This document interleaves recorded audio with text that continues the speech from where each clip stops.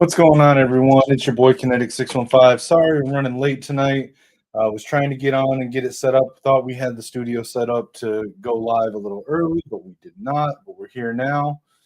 So let's go ahead and get into this. So we got the game, Michigan, number 21, at home, taking on the Purdue Boilermakers. We are a couple minutes into the game, and we just got a sack from Derek Moore and TJ Guy. So it's looking good. What is this?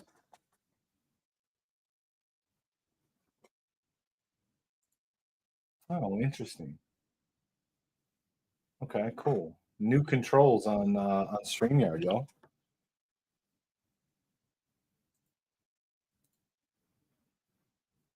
All right. Sorry, guys, was running a little bit behind, but we're here now, so we're good. And Purdue punts it. Michigan gets a stop on the first drive. Now, unfortunately, we do not have Justice Haynes tonight. He's got some kind of a foot injury. He has got a walking boot. So the rumors were true. And looks like we're going to get a lot of Jordan Marshall tonight, but that's not a bad thing.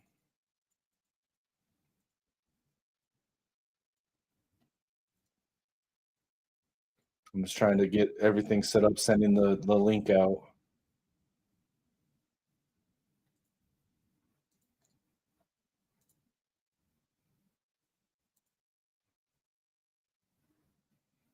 Sending the link out on social media while we're on commercial right now.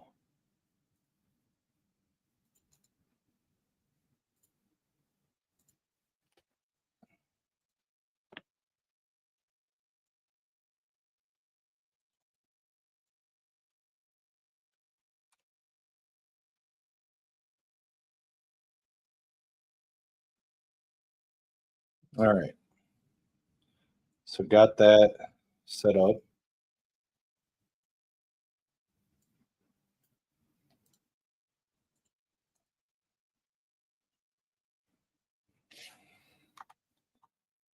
All right, now we're just waiting for the game to come back on.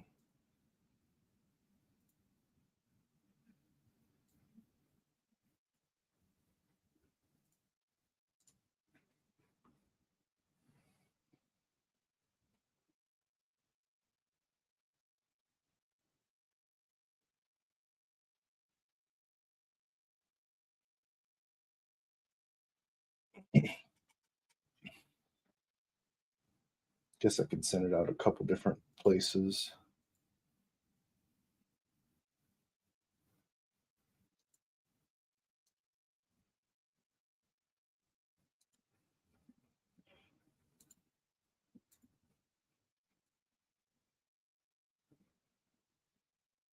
Breaking news: looks like Jordan Carter has decommitted. Four-star edge Jordan Carter decommitted from Texas A&M.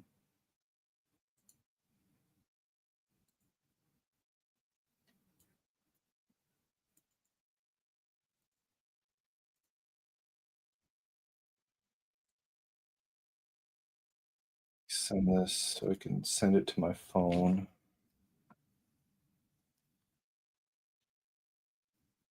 Text out the link a little bit. Sorry, guys, running behind tonight, so it's kind of throwing me off a little bit. Give me just a few minutes here. Jay-Sean Barham out with some kind of injury. That's not good.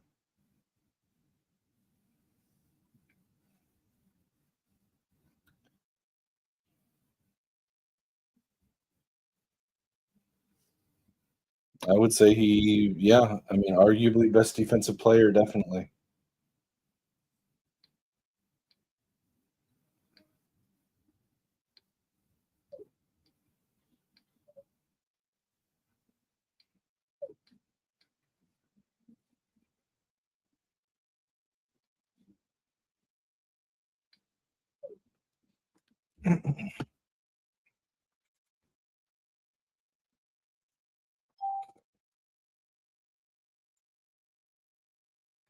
All right, we got Bryce with a quick throw to our Andrew Marsh in the backfield.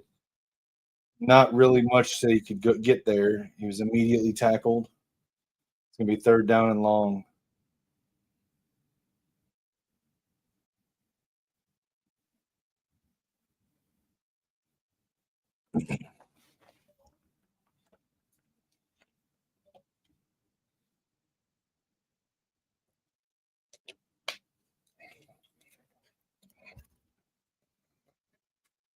We got Zach Marshall. No, who was that? That was in motion. Bryce scrambles out of the pocket. He's running, gets the first down himself, steps out of bounds, runs into the Purdue bench.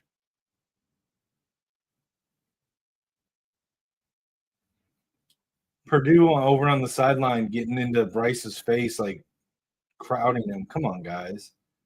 Do better than that. Don't be those guys. It's childish. Getting chest to chest with the quarterback. Come on.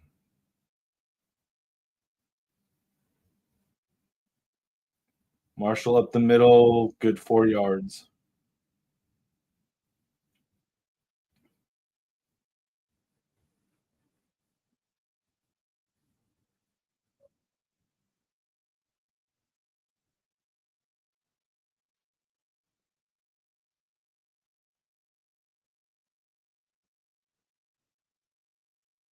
Does not look like Samaj Morgan was in the starting lineup, so that's good.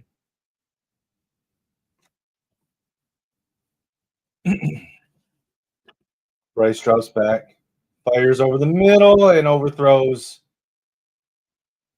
Jamar Browder. Jamar Browder's in the game, number 6 on offense. Just a little overthrew Browder a little bit there.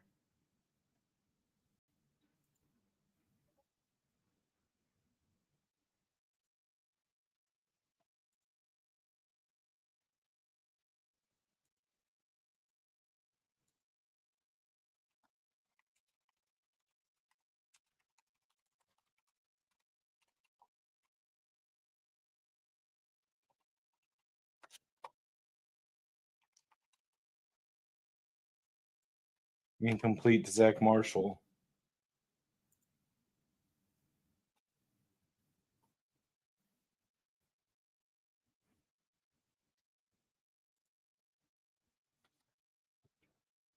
That was a bad throw by Bryce. Bad throw by Bryce there. It just got away from him.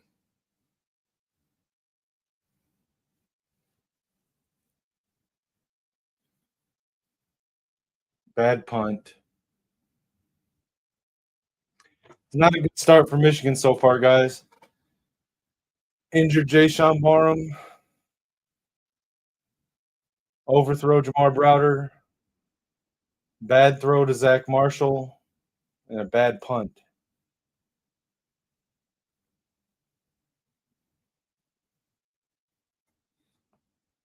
Not a good start for Michigan so far. Not what we were hoping to see.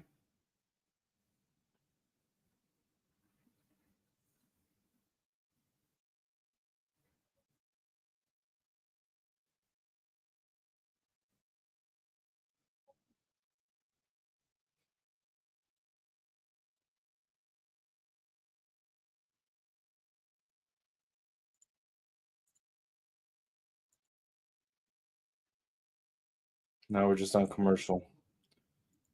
Yeah, not the greatest start to the game.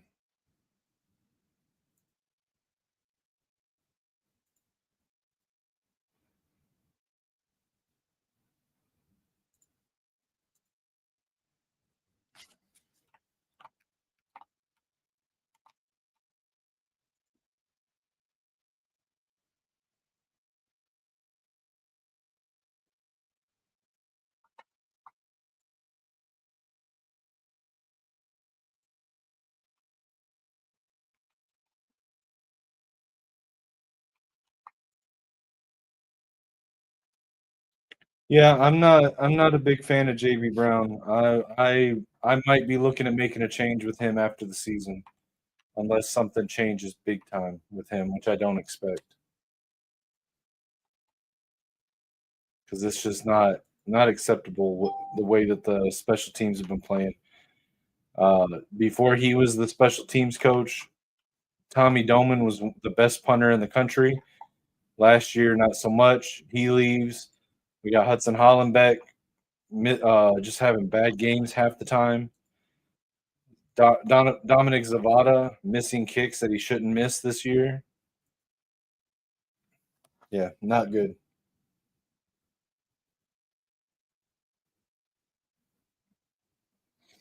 Not good.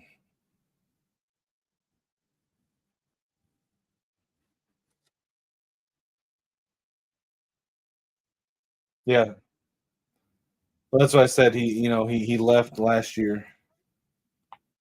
I mean, he's not in any better of a situation of Florida, but nice tackle by TJ Metcalf there.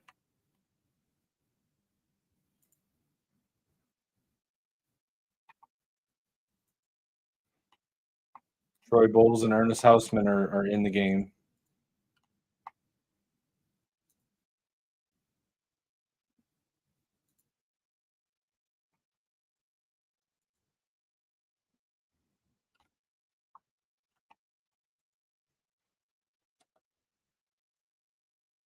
Almost an interception. Just out of reach of TJ Metcalf.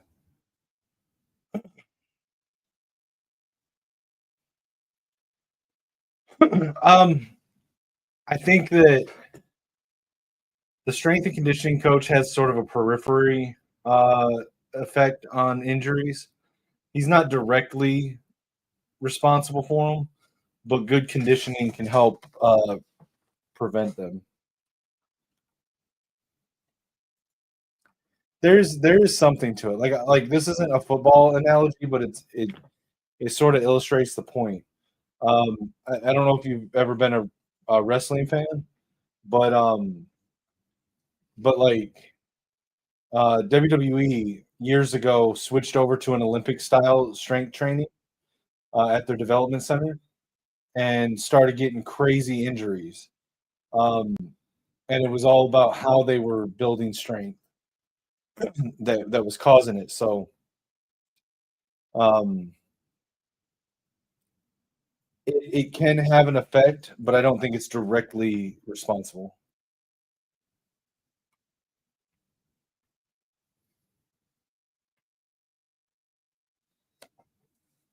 Yeah.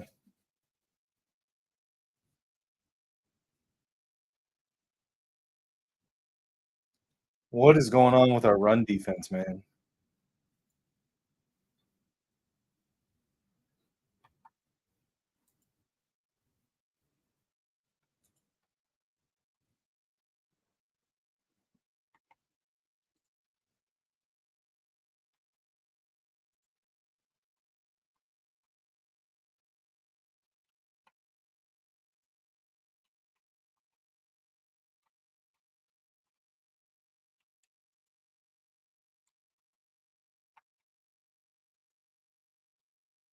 Yeah, it makes me think that we wouldn't have had that miss on the run game there if Barham wasn't out.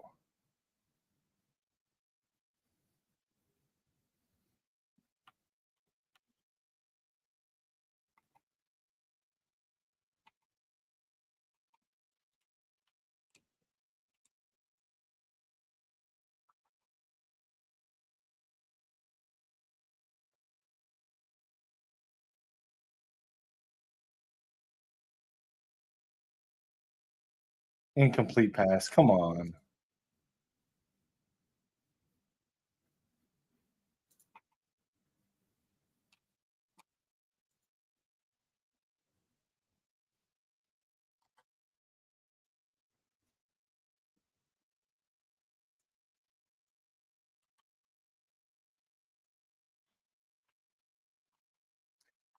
I don't think the defense itself is a problem. I think that um, lack of fundamentals and tackling and stuff like that can be a little bit of a problem, but I don't think it's just like a defense problem. What up, Kirk? Shout out to Kirk Wilson in the chat.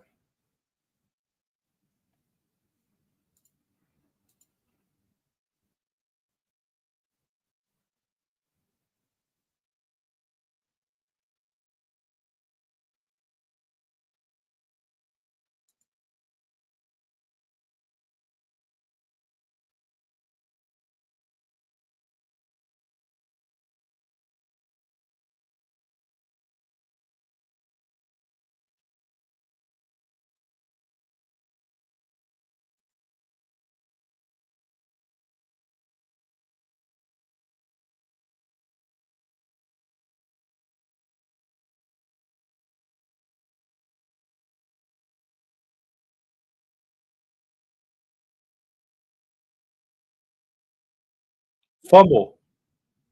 Recovered by Michigan. There we go. There we go. Finally getting some calls our way.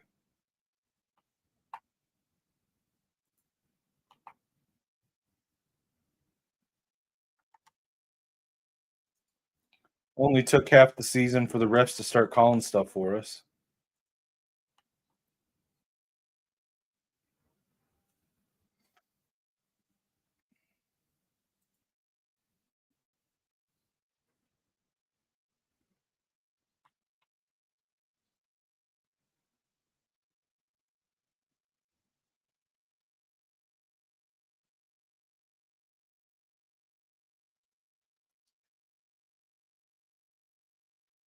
Yeah, people always bemoan a zero blitz when it doesn't work, but when it does work, you don't hear them praising it. It's crazy.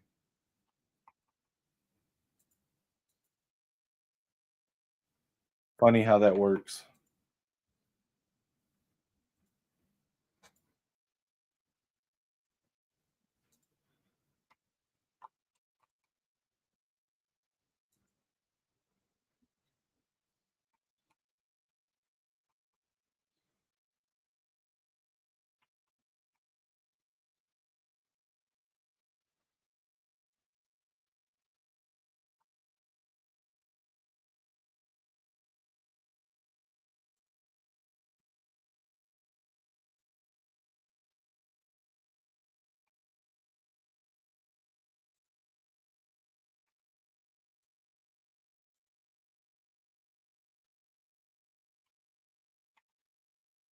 Yeah, I mean, honestly, I think it'll be Jordan Marshall, but I think Bryce will have a good game today.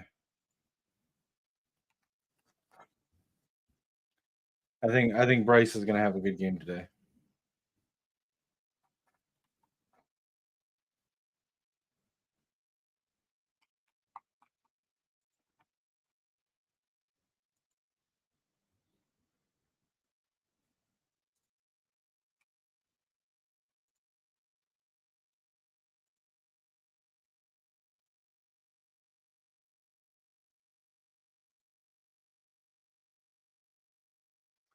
That's true. So far, he has not had the best passing.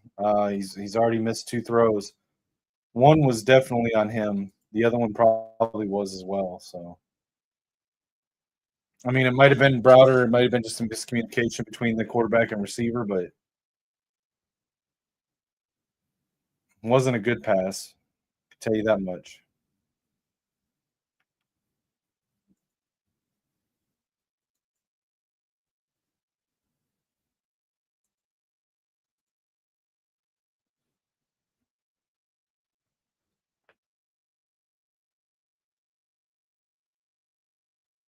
I wouldn't say they're having better years.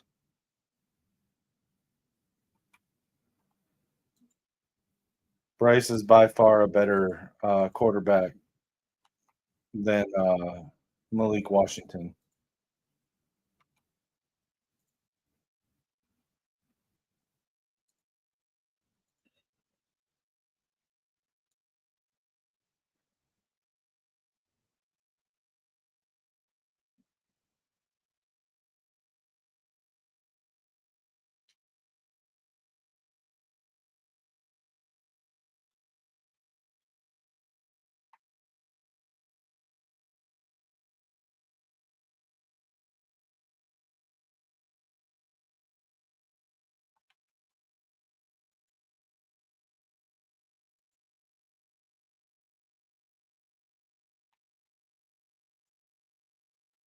Yeah, I mean, we haven't scored, but we also haven't didn't give up a score on the first drive like we were early in the season. So I'll take that.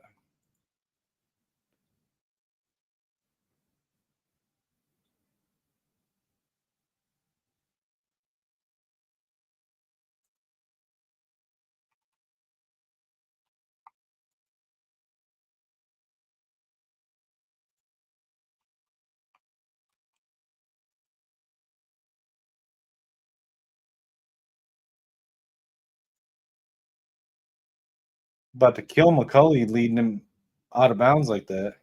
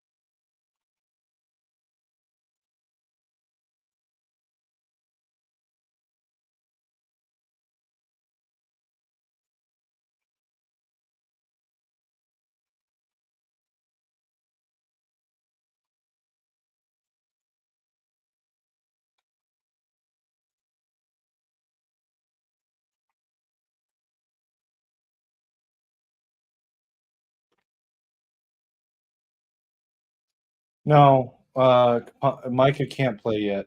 He's going to be back, but it's nothing to do with him transferring. It's he hasn't been cleared to play yet.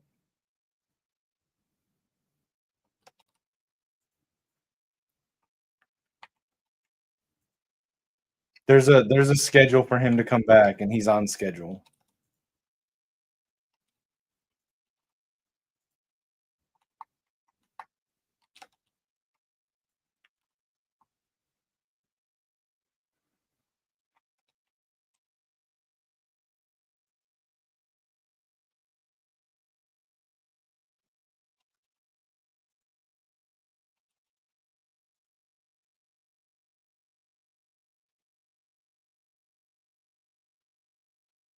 Yeah, no, trust me when I say Mike is good. He's on schedule. He'll be back.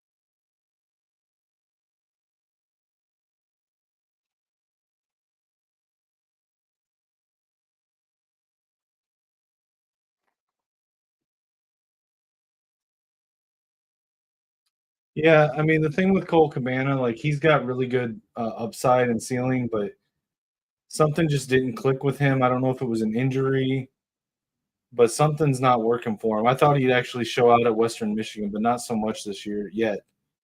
Um, and I think just because of how much he had been injured, that was a nice tackle by Houseman. Um, but I just think that something wasn't clicking with Cabana, and he was getting passed up by guys like Micah and with Jasper Parker coming in. Like I just there's no place for him. With Denegal, I don't know what happened with Denegal, dude. I am completely mystified. Like I remember going into the 2024 spring game, thinking that Denegal could beat out Alex Orji for starting quarterback, and then he had a horrid showing in the spring game, and then we never heard from him again. But from what I understand, he's actually doing decent for San Diego State. So all love to Jaden Denegal.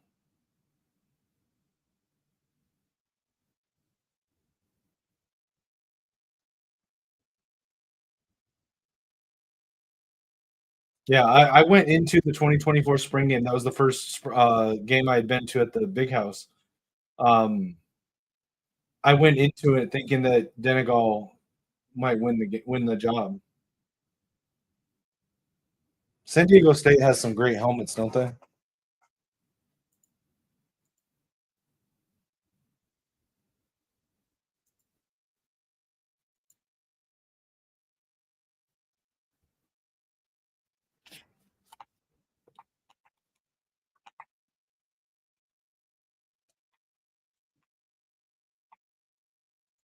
What's crazy is like they have some great helmets.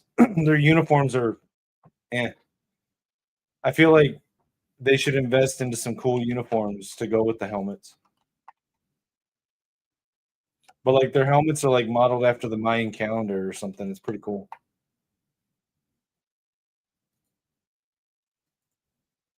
There we go, Jordan Marshall. Big time run, Jordan Marshall.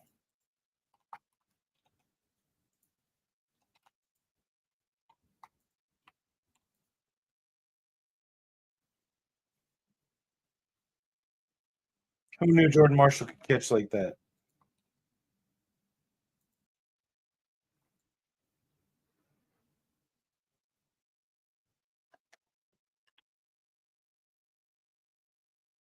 There we go. Jordan Marshall. Touchdown.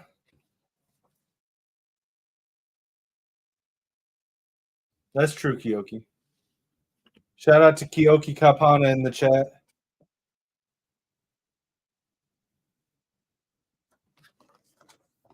Appreciate you stopping by, Kiyoki. Our guy Jordan Marshall just got a touchdown. Had a nice little screen pass reception, and then a run to the other side for a touchdown. It was nice.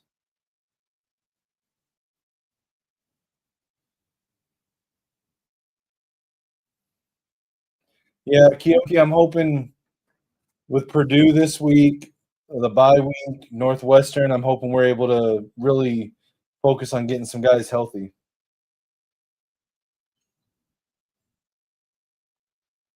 Yeah, I think my stream usually runs a little bit behind what everyone else is seeing, but so I feel you.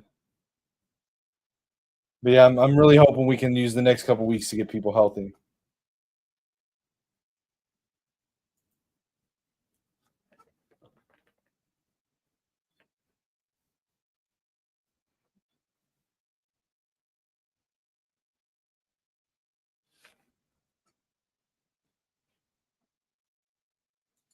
Got any Kyoki heard anything from Micah? How's he doing, man? I hope he's doing good. Keeping the spirits up.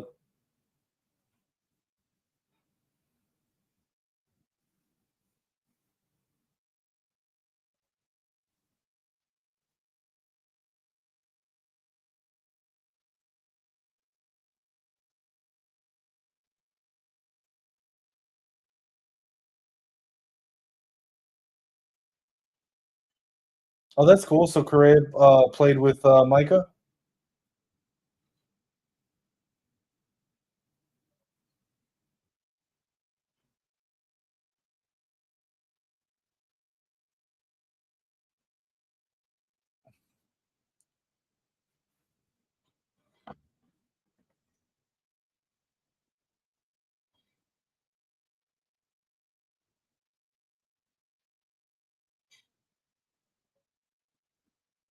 Nice. That's awesome. Is he like is he someone to watch? Like is he someone to watch as far as like he's gonna be a star, you think, or still too early to tell? Like you've gotten to see him in person. Is he someone to watch in the Big Ten? Okay. It's awesome.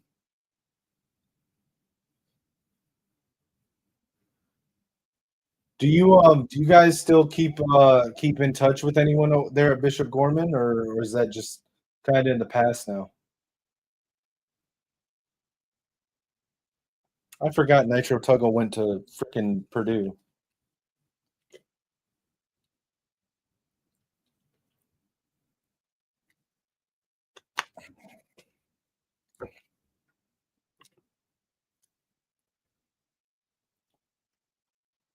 That's good. That's good. So yeah, you got the sort of the inside track on knowing who's coming out of there right now. Then that's awesome. I really should get more into I should get more into Instagram. I just don't really use it that much.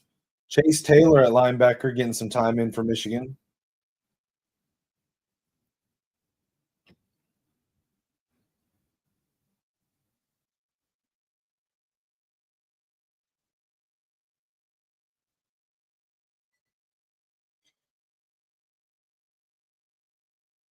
How's um how's Sunny doing?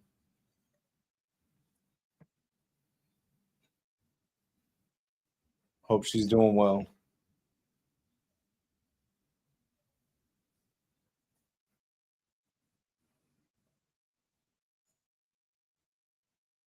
And we're on commercial again.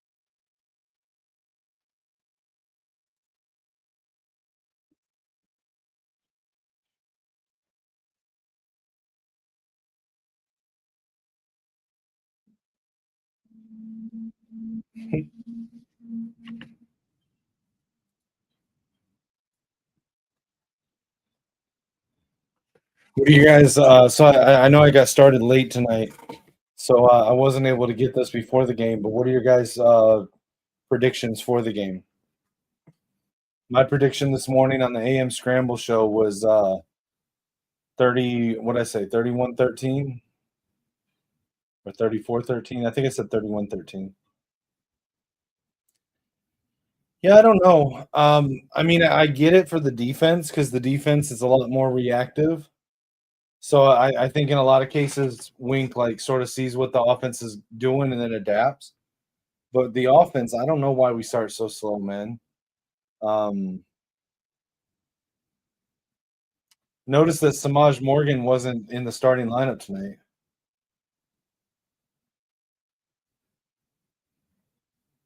31-14. Yeah, that's right there with what I'm thinking.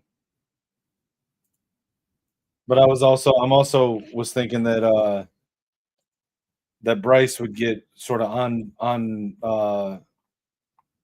you get um back on track with the passing game.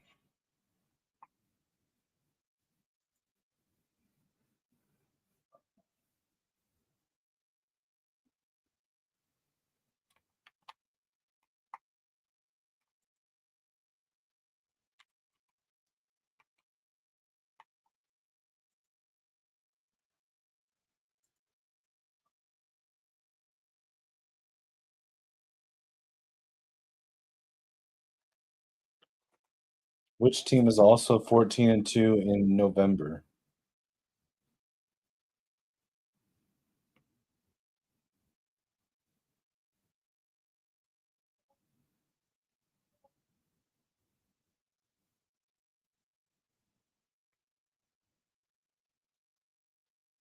Hmm. Who is the only other team that's 14-2 since 21 in the month of November?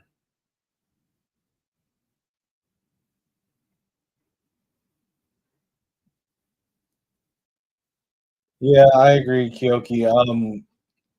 The Browder pass I thought was a little just more like a miscommunication between him and Browder, but the pass to Zach Marshall, that was just a bad throw. It was just a bad throw, and I don't know what caused it, but I mean, he had him wide open.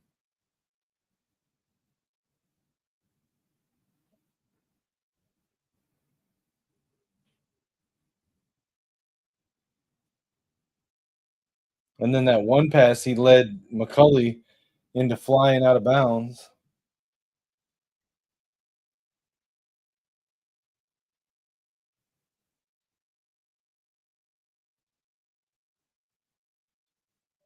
I still can't believe we didn't get Nitro Tuggle in the portal. We let him go to Purdue.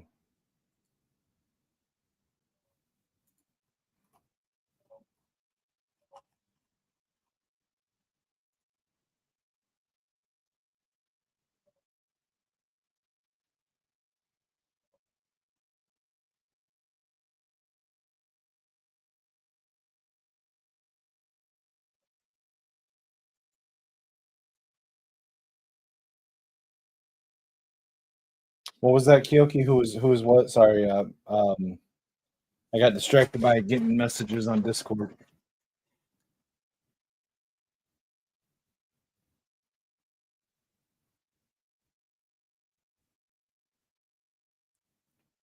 Oh, Nitro Tuggle.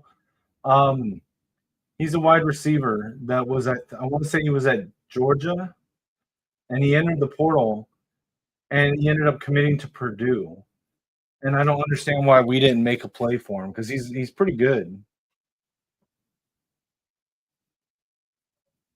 I feel like if he went to Purdue, we could have had him if we had tried. So I wonder why we didn't. Another bad,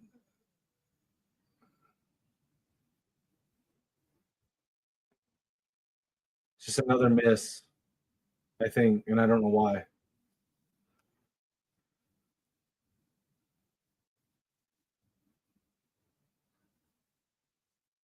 Is that holding on Purdue?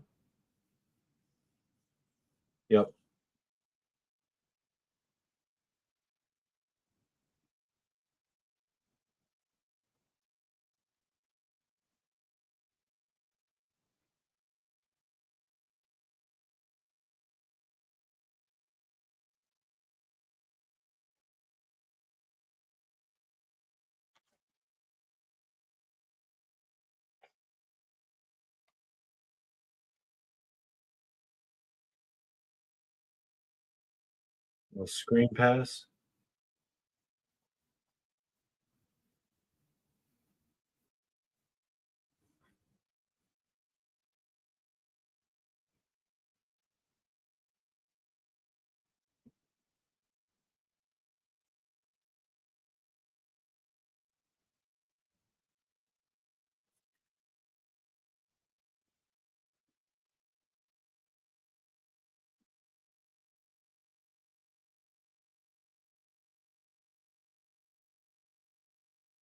Purdue runs up the middle for a couple.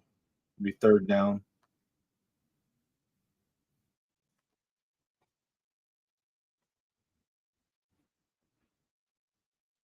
Man, I gotta wonder, like, if Barry Odom had brought Brendan Marion with him from UNLV, like, how would that offensive run in the NFL, or I mean, in the Big Ten, instead of getting Josh Henson?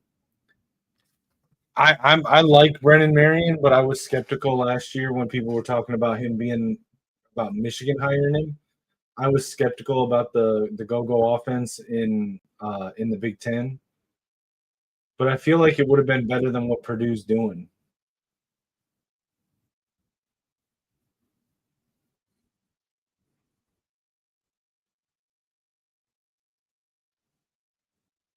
Yeah. And honestly, I mean, I think he'll help bring Sacramento State to FBS level in the next couple of years. I saw that they were trying to get in this year, but they just weren't able to quick enough.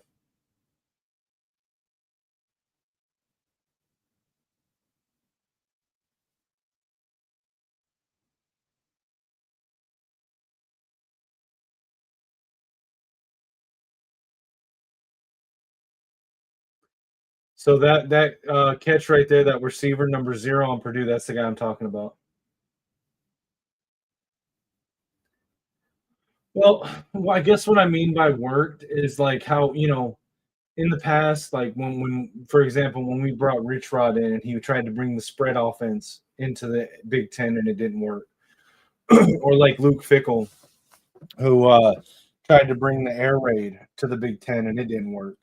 That's what I mean. Like I was skeptical that the go-go offense would work when you're playing with the highest level athletes in the country.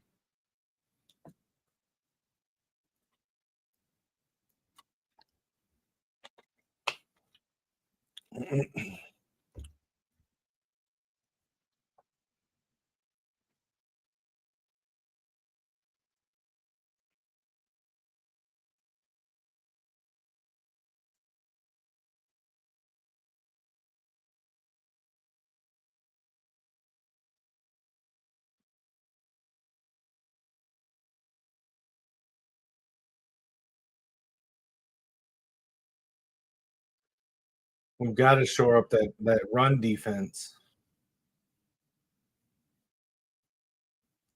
We cannot let the Purdue offensive line keep opening up holes like that.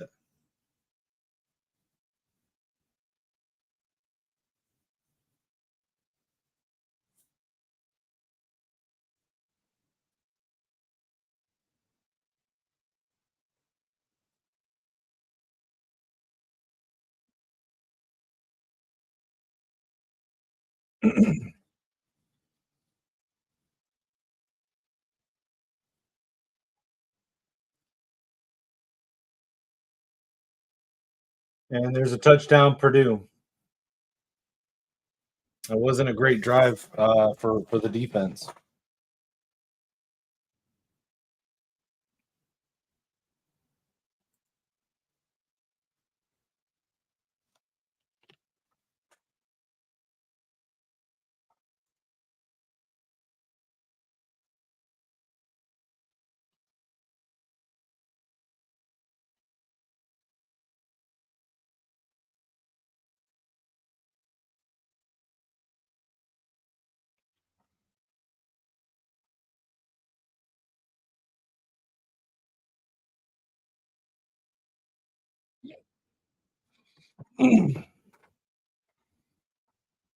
So it'll be tied up Michigan and Purdue at 7.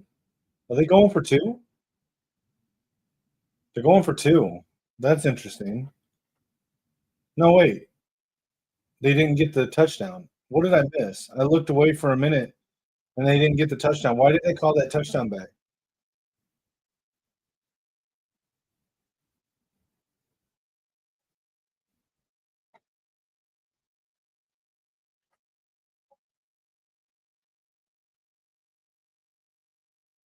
Hey, chat, let me know, what did I miss? Why did that touchdown come back?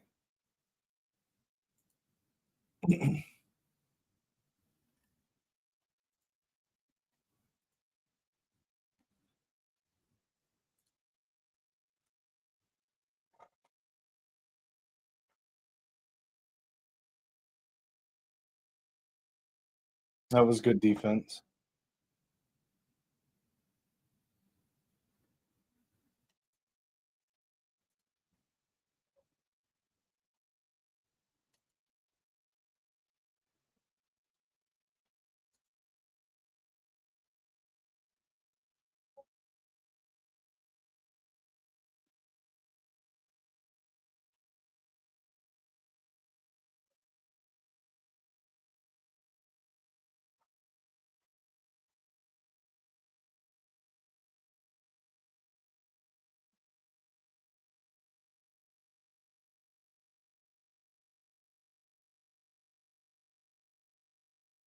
Under pressure, throws it, incomplete.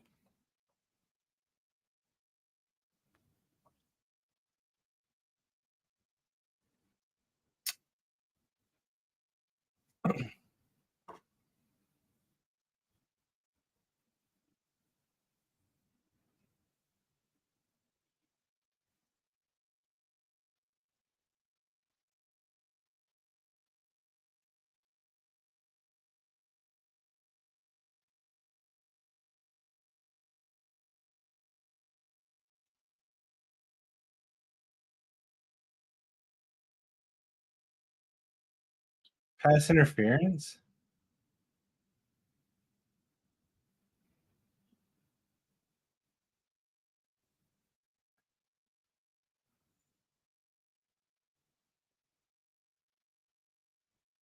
I'm not convinced that that was pass interference. I mean, it didn't matter because it was going to come back anyway, but I'm not convinced that was pass interference. He looked up, raised an arm to try to hit the pass down.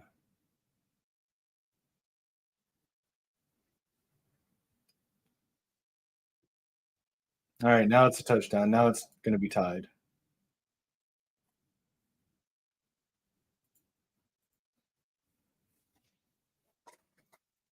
What's going on with my camera? Hold on.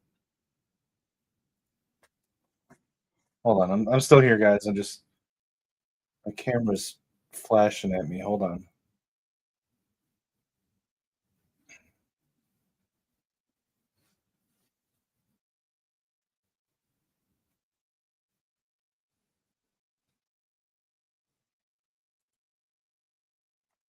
All right, I think it's working.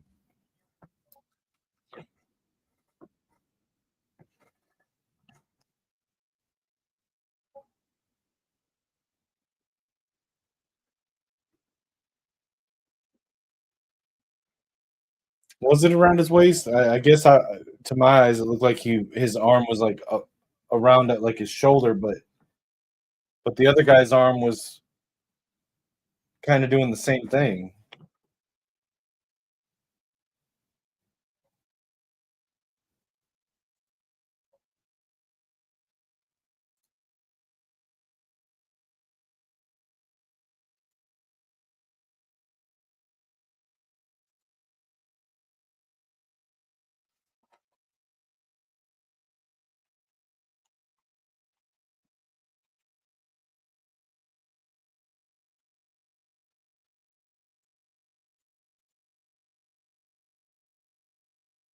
Yeah.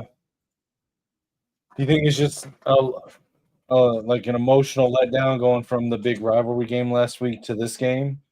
Or do you think there's something throughout the week that's causing it? Maybe all the injuries?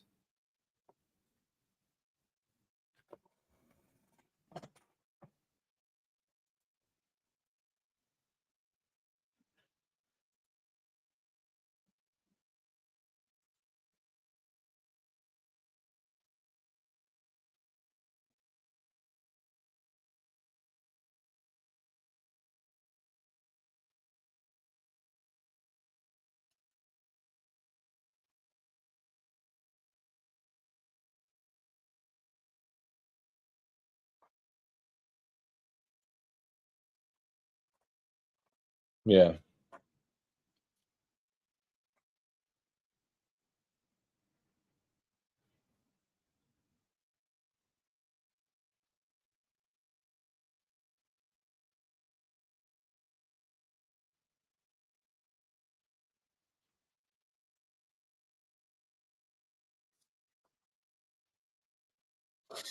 Yeah, I agree. It needs to be fixed. So let me ask you, Kyoki, from your vantage point, if that's the problem, whose job is it on the team or on the staff to fix it? Is it the play? Is it on the players?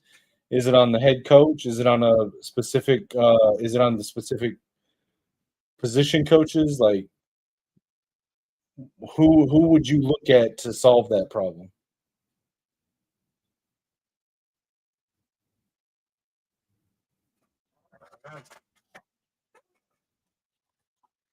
Ripstar says it's on the OC.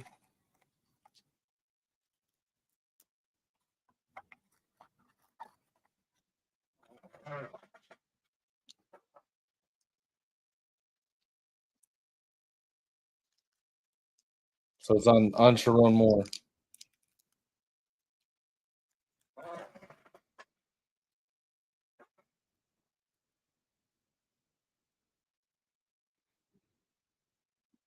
No, I wouldn't go that far yet. Uh, Ripstar. I think all this talk about firing Sharon or Wink is way too soon to be talking like that. I don't want to end up like Nebraska where we're switching coaches every couple years.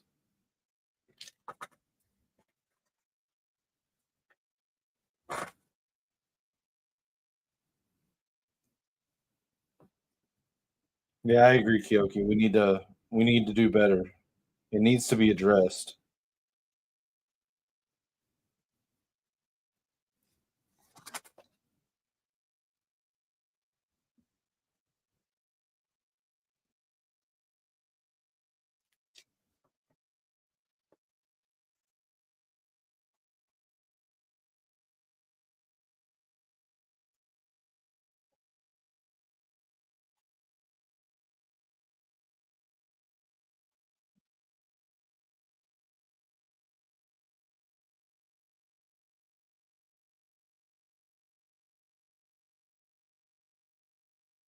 The root cause of what, Rip?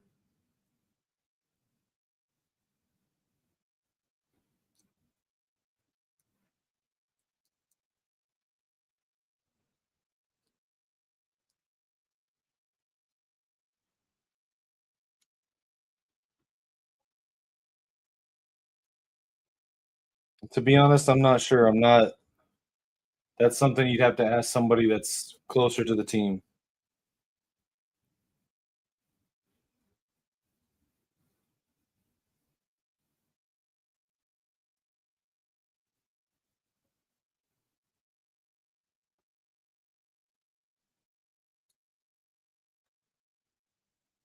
I just think I think a large part of it is um, I think a large part of it is youth, inexperience, needing to get reps. Um, Beyond that, I don't know what the cause is.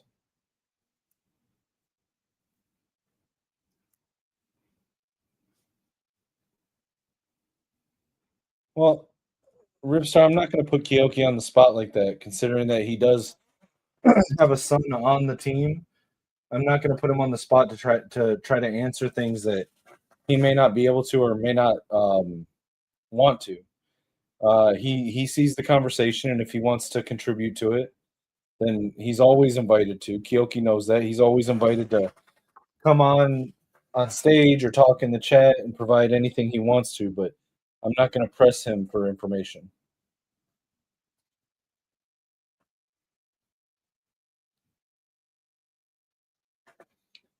I'd say BYU has a not they're not as young of a team overall as Michigan. Their quarterback is, but their team overall isn't.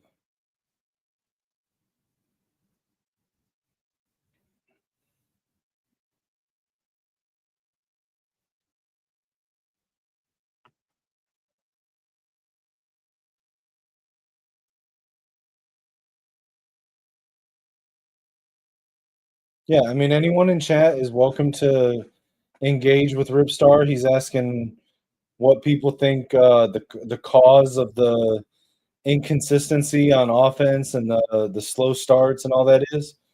Um, as I said, beyond youth and inexperience and just needing to get reps, I don't know.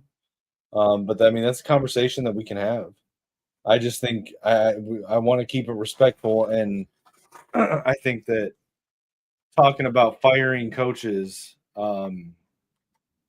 it's kind of out of bounds right now.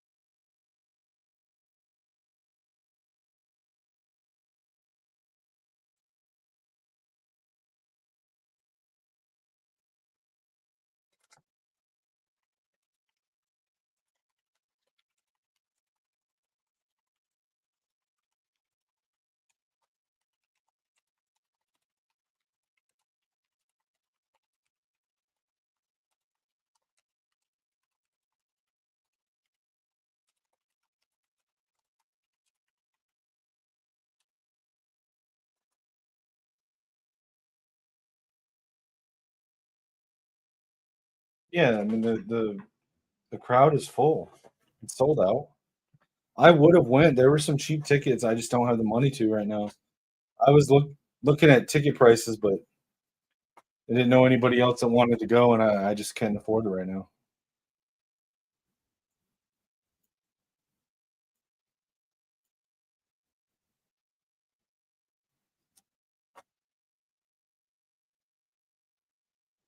Nice pass to Deacon Tonielli.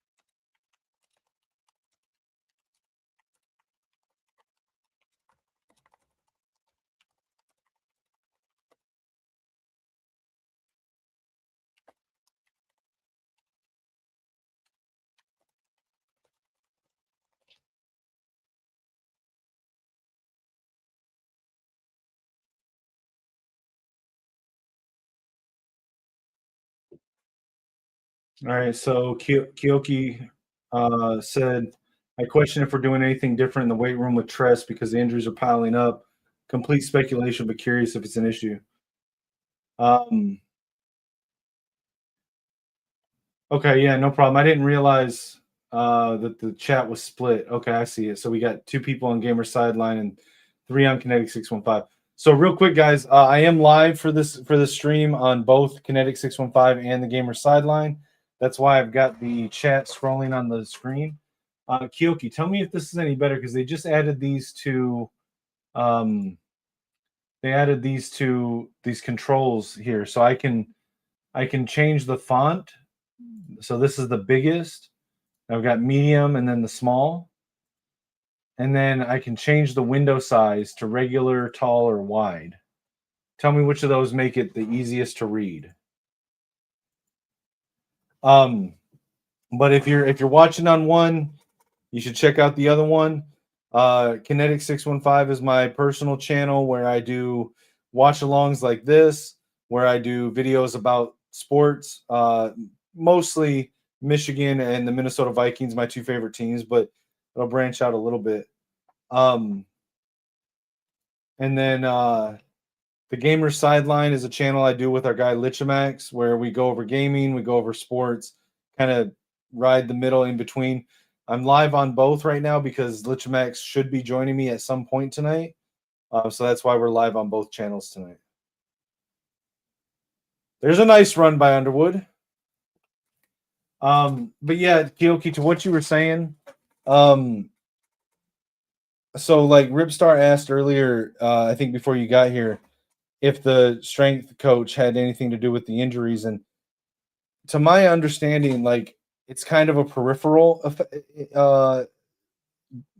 rather than like a direct responsibility, like poor conditioning or certain types of strength training can contribute to more injuries, but I don't know if it's a direct result or a direct response, like responsibility for the injuries. I don't know. Maybe I'm off on that though.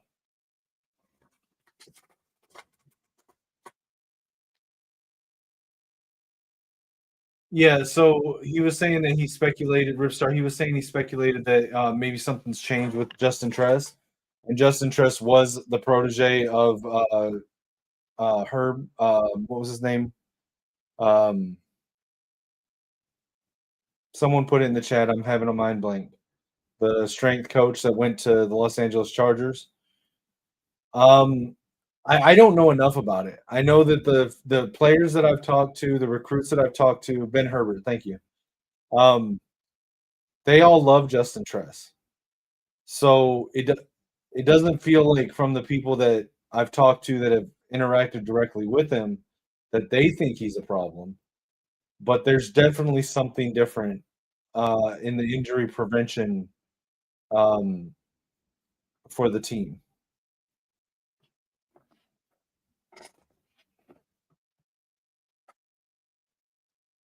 Yeah, Kyoki, I tried to change the chat to make it the font big, and I can change the window to be wide or tall.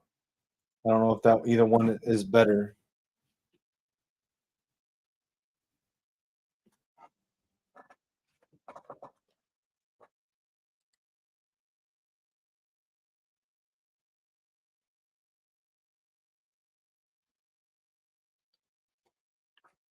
Wide is better. Okay, I've got it on the big font right now.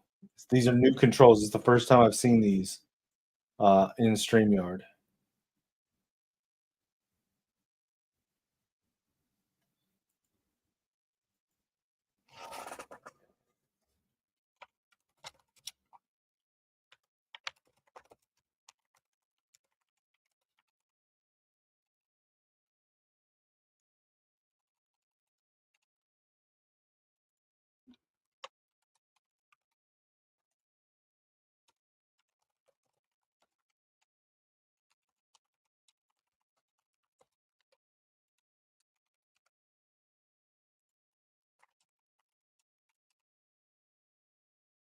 Jasper Parker in now.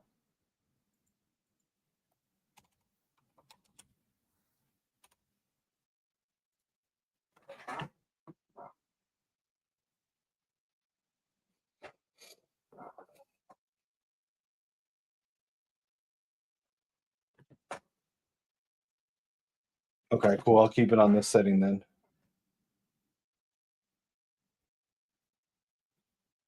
Yeah, like I said, I don't think that he's directly responsible for the injuries, but like I said, as an example, that the WWE example, um, when they switched to Olympic style strength training and conditioning, they started getting a lot more injuries, and I can only assume that it's kind of the same thing with other sports too.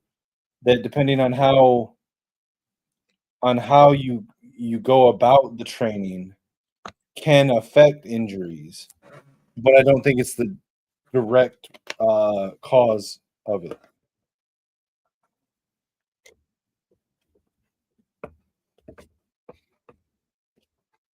I mean, I doubt he changed the principles, but he's probably changed some of the methods. That okay? So Bryce just threw a bad interception. That was bad. That was bad.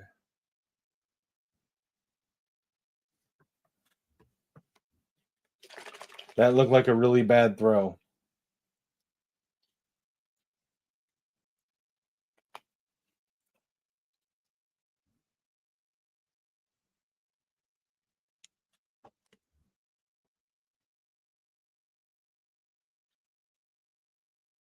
Not good. Not good. Something's got Bryce off his game.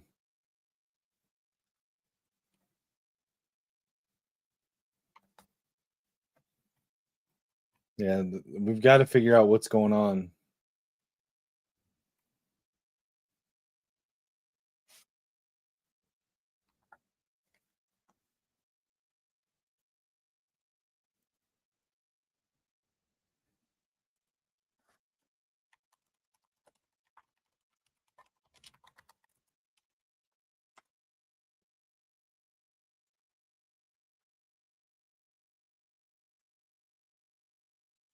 So prior to this week, Purdue lost 27-24 to Rutgers. They lost to Northwestern 19-0. They lost to Minnesota 27-20. They lost to Illinois 43-27. Lost to Notre Dame 56-30. They lost to USC 33-17. Yeah, but they also scored 17 on USC, 30 on Notre Dame, 27 on Illinois, 20 on Minnesota, 24 on Rutgers.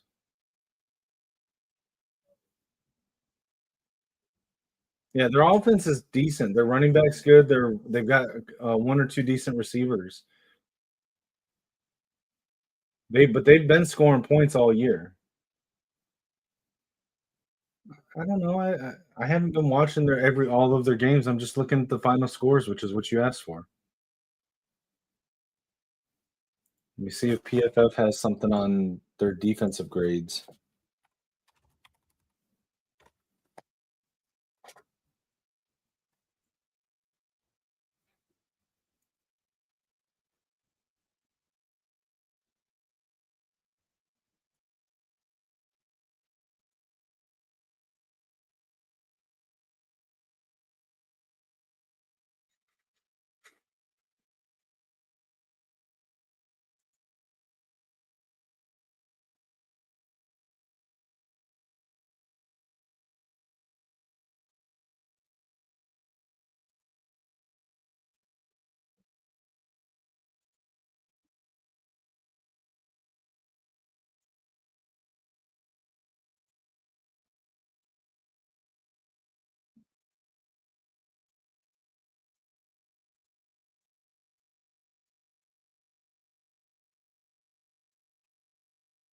Sorry, I'm looking on PFF. I'm not super familiar with PFF site, so I've got to figure out how to navigate it. But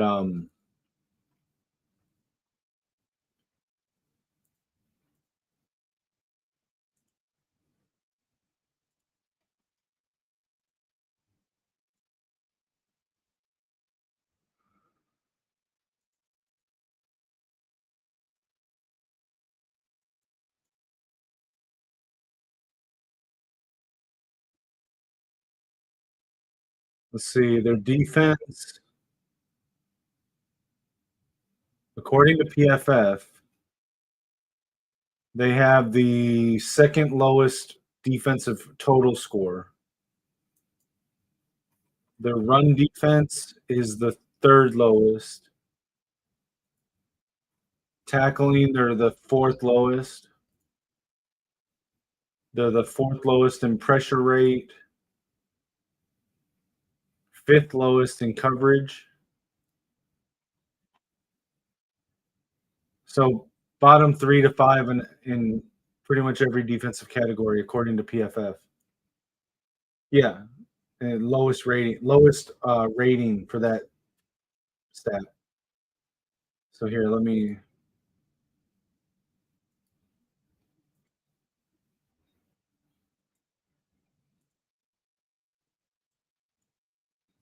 So you can see here, this is the Big Ten.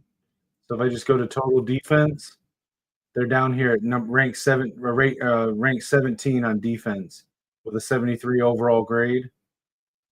Run defense, they're ranked 16th in the Big Ten.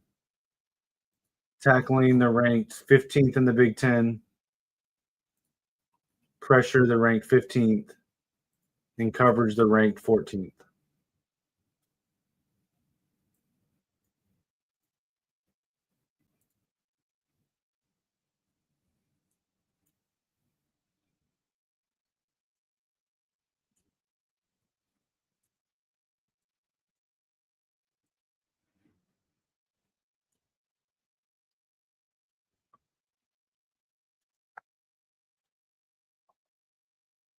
Again, we're playing the youngest team in the Big Ten, and we're playing with a lot of injuries.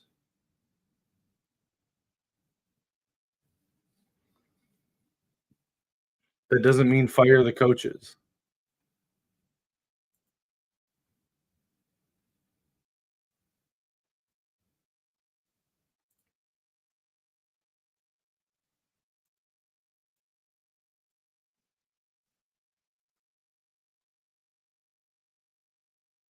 It doesn't matter if it's against Purdue or ULM or Arkansas State. It's still a young team. Doesn't matter what team you're playing against. They need the reps to get. They're going to have to go through ups and downs, and they're going to have errors.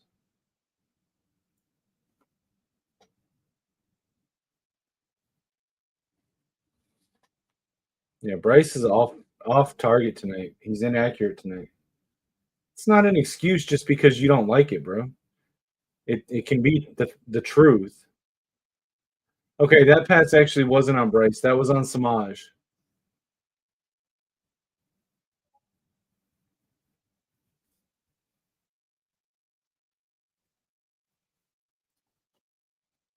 That one was on Samaj. That one wasn't on Bryce. Marshall with a nice run, 9-yard run.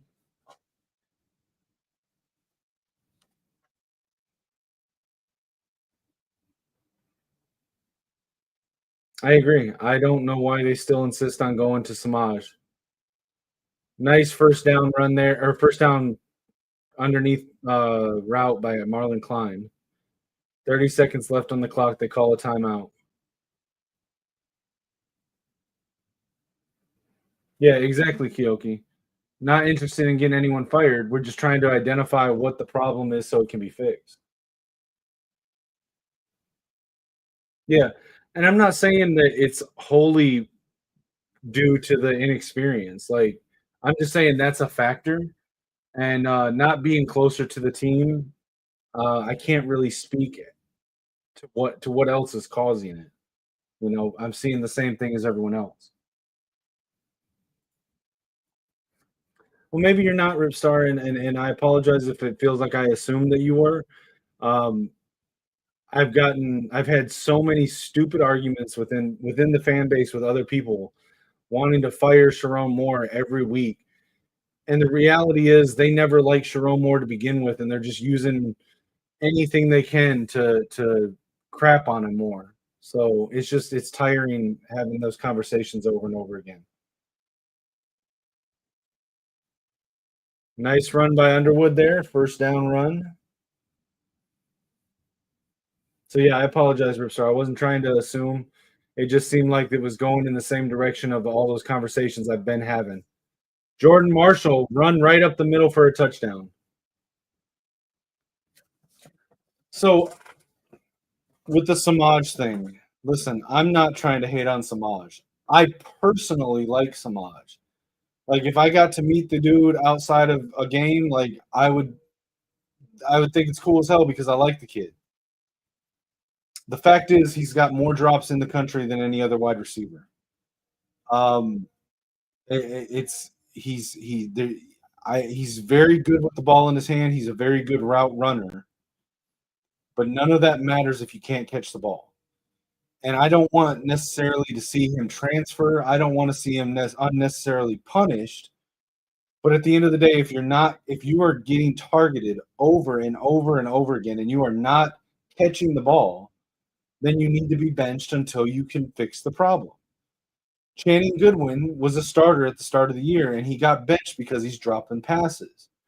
Samaj has been dropping passes every single game, and he's still getting heavy rotation. He has to fix that problem. Whatever's causing it, they need to figure out what it is and address it. But I don't want to see them keep going to Samaj in crucial down situations when he's shown that he is not consistent and reliable in those situations. So when I say stop throwing it to Samaj, stop starting Samaj, I'm not trying to hate on him. I'm saying take him out, figure out what's wrong, fix it so he can come back in and be reliable and be consistent and produce. I mean, it should have been, but he was the one that was on the inside slot route. That's his role, is slot receiver. So I would say the only thing that was wrong with that throw was that it was a little high, but he was able to elevate up so that the ball went right, literally right through his hands. If the ball is right here, I don't care if your hands are here or up here. If the ball is right there in your hands, you got to catch that. And it's been too many times this year that he hasn't caught it. The ball will literally come right at his chest or hit him in the hands, and he just drops it.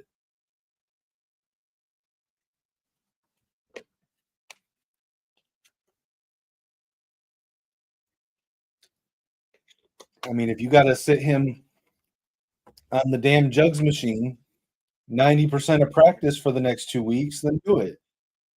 But until he shows consistency, I've been saying it for a couple weeks now.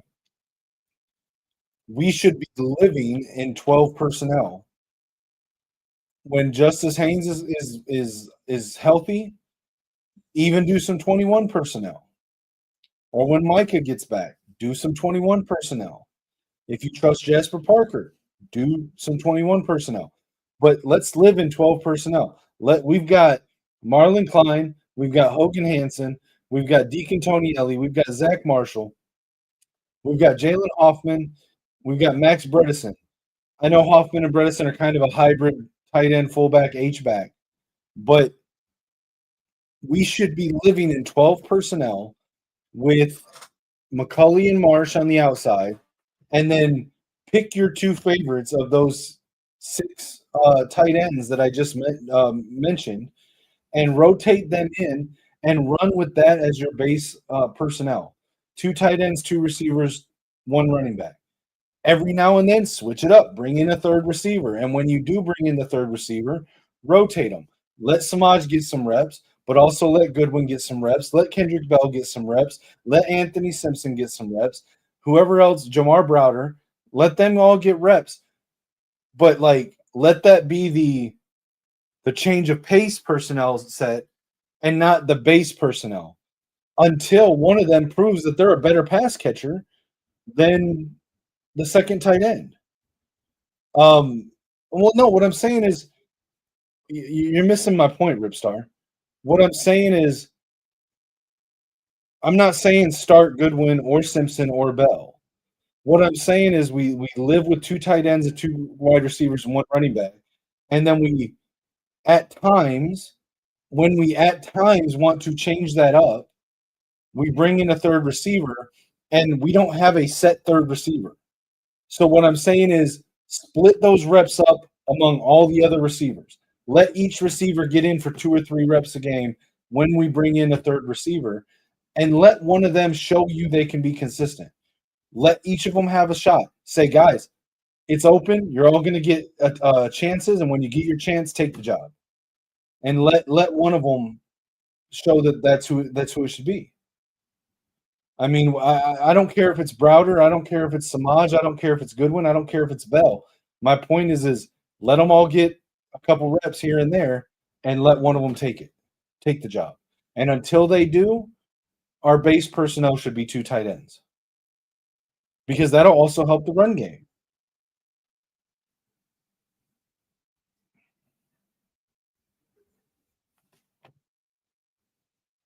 And both Sharon and Chip Lindsey have experience as offensive coordinators and head coaches using 12 personnel. So why are we not using it?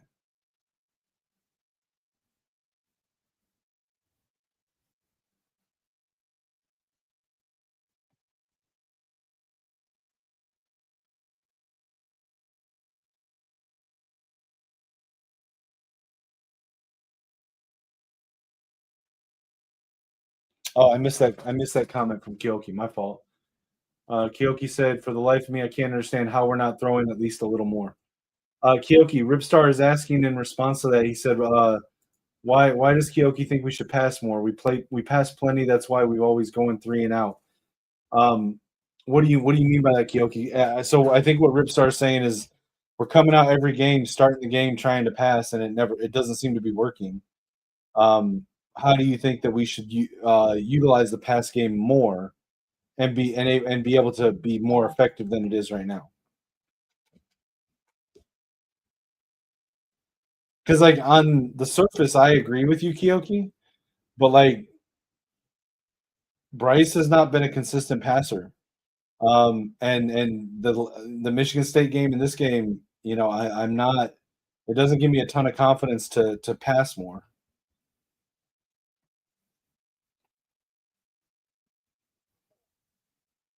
So Ripsar, I don't think he necessarily passes to open up the run.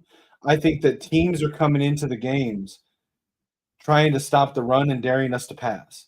So if we're seeing stacked boxes, then we should probably try to pass to open up the run. That makes sense. But I don't think that Chip Lindsey's going to go out there and see a 5 or 6 man box and try to pass to open up the run, if that makes sense.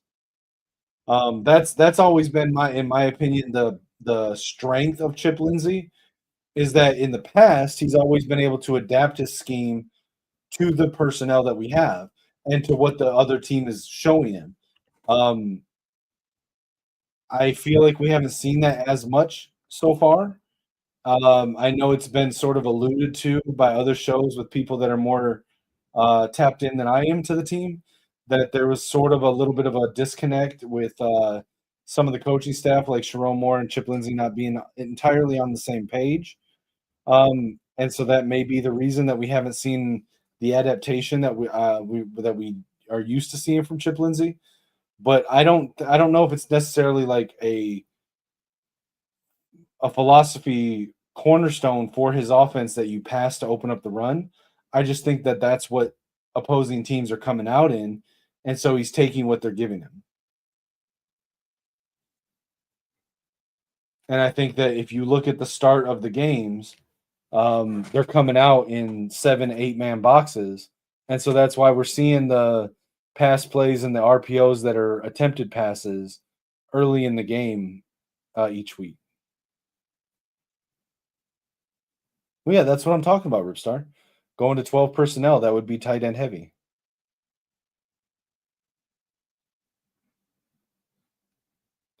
I don't disagree with that, but if they're stacking the box, then that's still 7 or 8 guys in the box.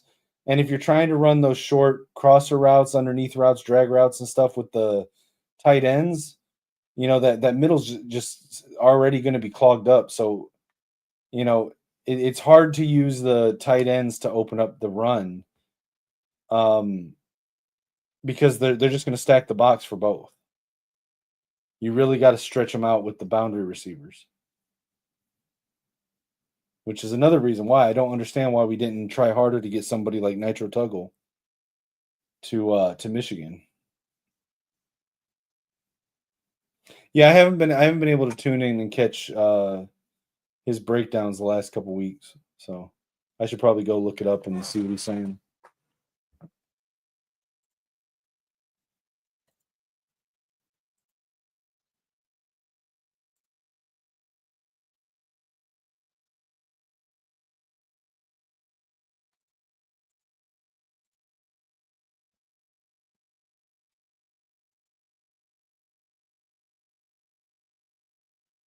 Yeah, 100%. I am nowhere near an expert on the level of Al Borges. I just talk about what I see. I've never claimed to be an expert.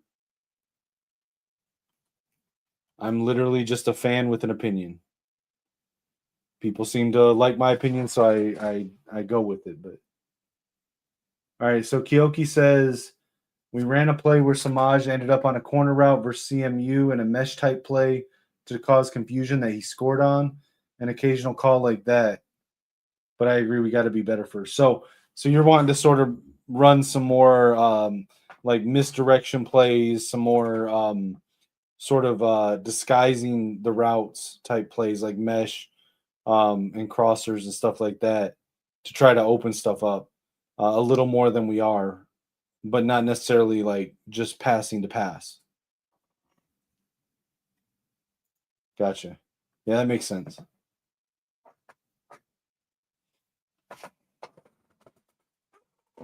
Yeah, I want to be very clear to anybody that watches this. I am not an expert. I am not an insider. I know some people around the team and close to the team.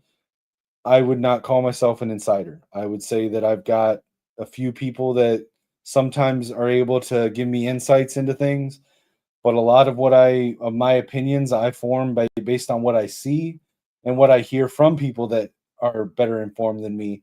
I form my own opinions with all of that information, and then I speak it when I'm on these shows. But I am not and have never claimed to be an insider or any kind of expert analyst.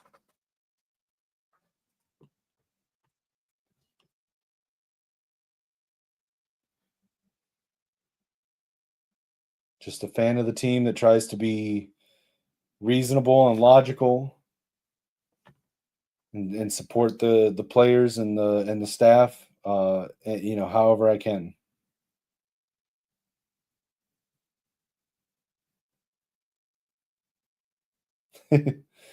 Hey, I wear what's comfortable, man. If someone wants me to wear something else that they want to pay me to wear a button-up shirt and tie or a suit. I know Lichemax likes to come on here wearing a suit. I'm just wearing what's comfortable, bro. Until I'm paid to do otherwise, I'm gonna do what's comfortable.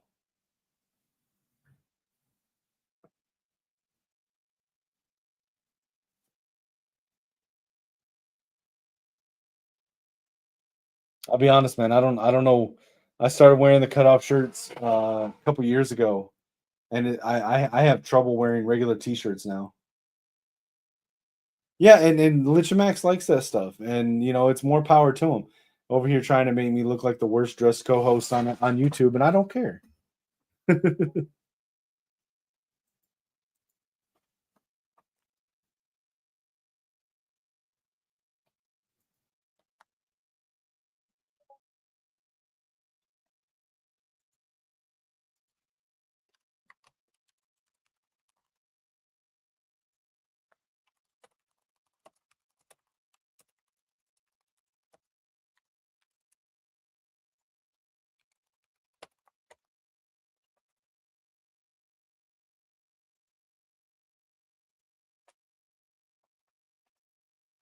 Yeah, I mean Lichemax is cool. I've known him way before either of us were doing this podcasting stuff.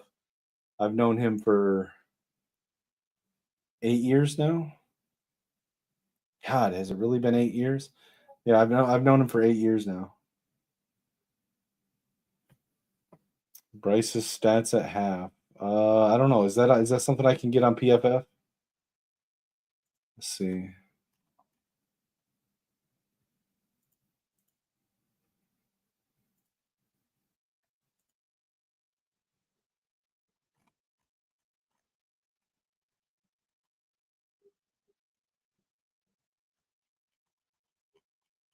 Let's see.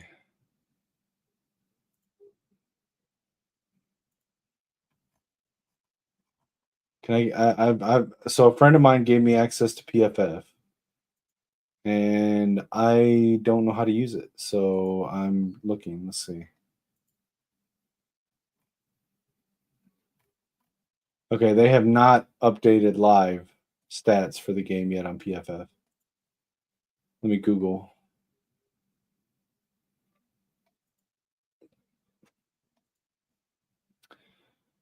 All right, Bryce, as of right now, is 6 of 13 for 64 yards and an interception. Jordan Marshall has 9 carries, 91 yards, 2 touchdowns. Bryce has 5 carries for 37 yards. Jasper Parker carried for one time for 4 yards. And then receiving yards, Jordan Marshall has 25 on 1 catch. Andrew Marsh has 20 on 2 catches. Marlon Klein, 10 yards on 1 catch. Zach Marshall, 5 on 1. And Tony Ellie, 4 on 1. Yeah, so Ryan Brown on Purdue is 12 of 14 for 70 yards.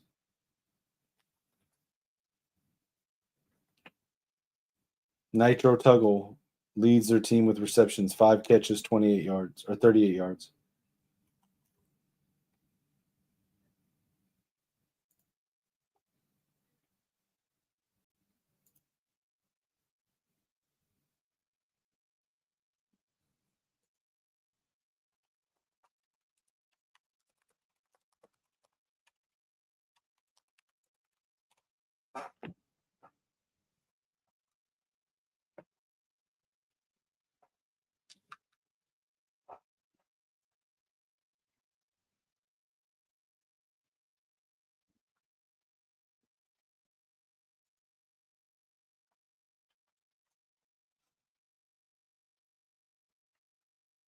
I really need to get more familiar with PFF. It's a great tool, but I don't really know how to use it.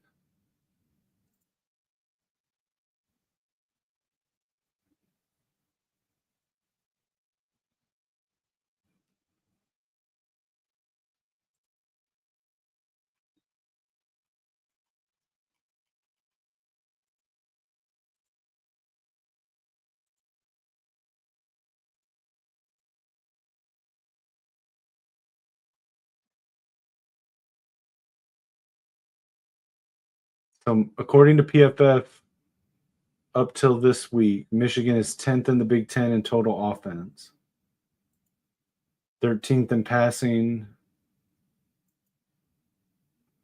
8th in running. But grades out overall team, offense, defense, and special teams. PFF has Michigan graded out as the 5th best team in the Big Ten.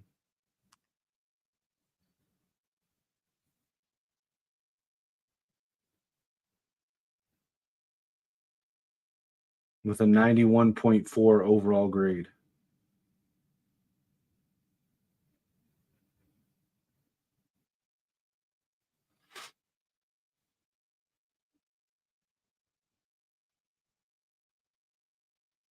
No, I don't see third down efficiency.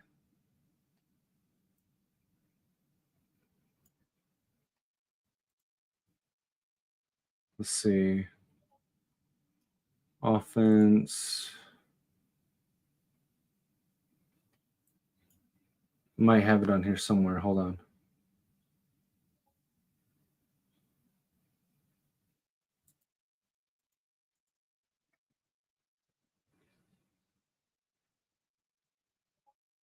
No, I don't see it here.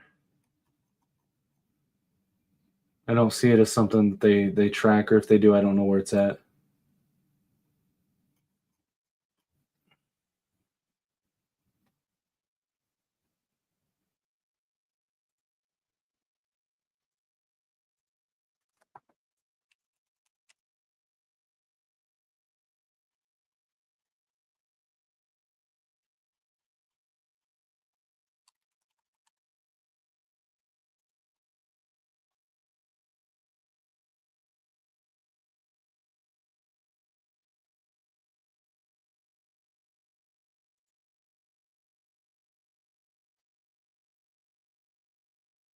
So Bryce, to this point, his highest grade to this point was 83.4 overall with the Washington game, 82 with Central Michigan, 79.9 New Mexico. His lowest games were Michigan State 44.6 and Oklahoma 44.7. That's overall offense.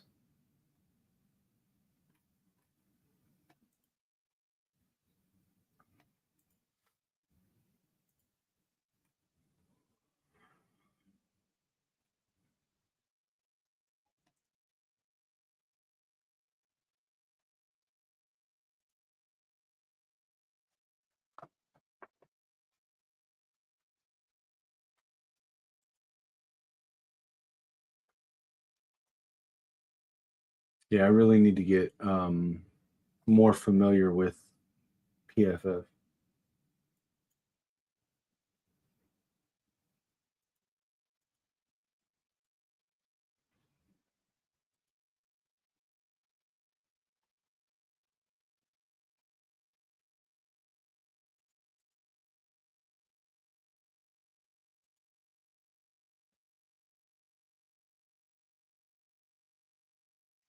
But it's interesting they don't have third down conversions tracked.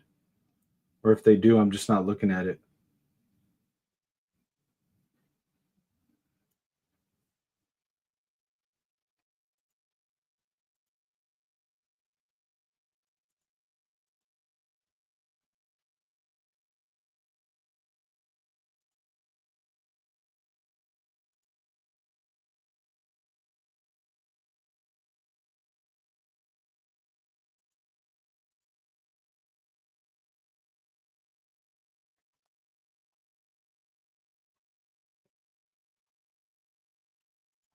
Michigan Twitter is up in arms right now about the passing game.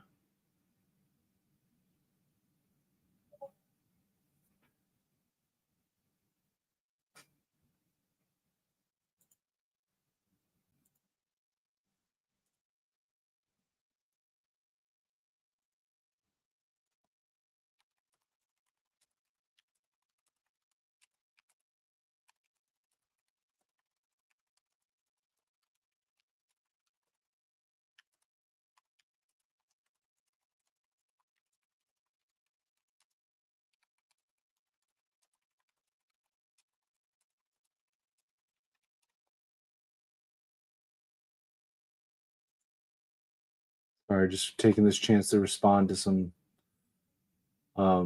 messages here.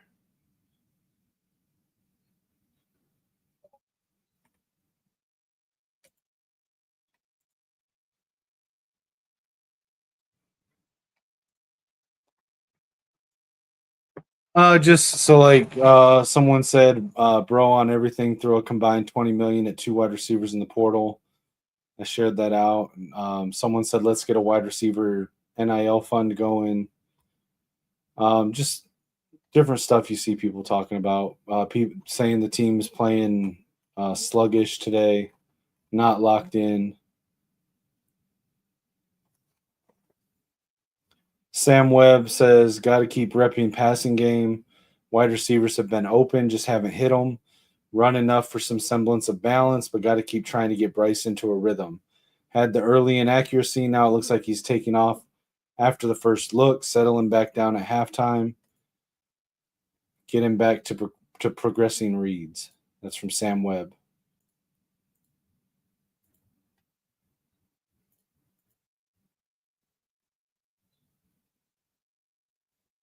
Looks like we got a surprise visitor for the game. Millville, Utah, Ridgeline 2027 4-star edge Crew Jones is is at the stadium for the game.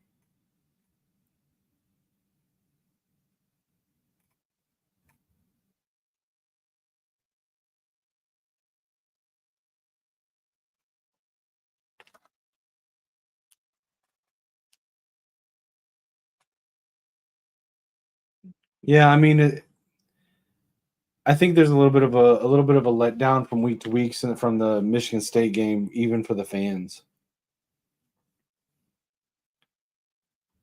Looks like 4-star running back 2027 Noah Roberts is at the game as well.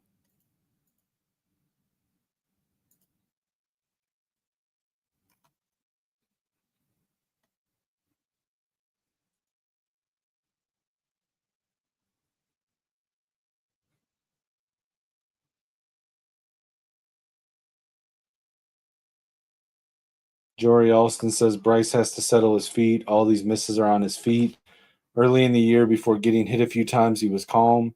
Now he's rushing everything and worried about the rush. I'd be coaching his feet up all day. That is the issue. That's from Jory Alston.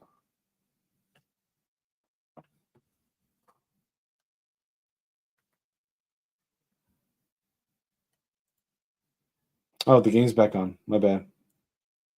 All right, here we go. We're 2nd and 9. Bryce throws right. Caught. McCulley. It's going to be 3rd down.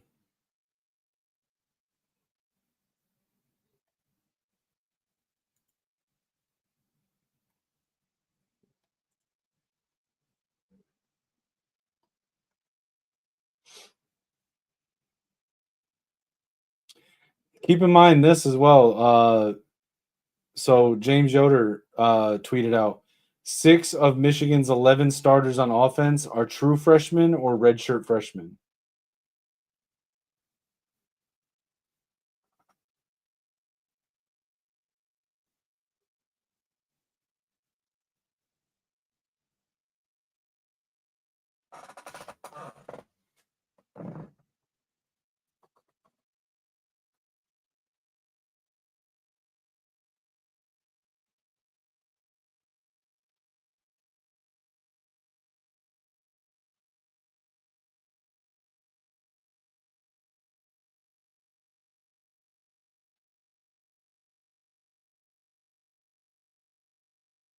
Yeah, it looked like a fumble. It looked like he had control, took 2 steps, and then it got squeezed out.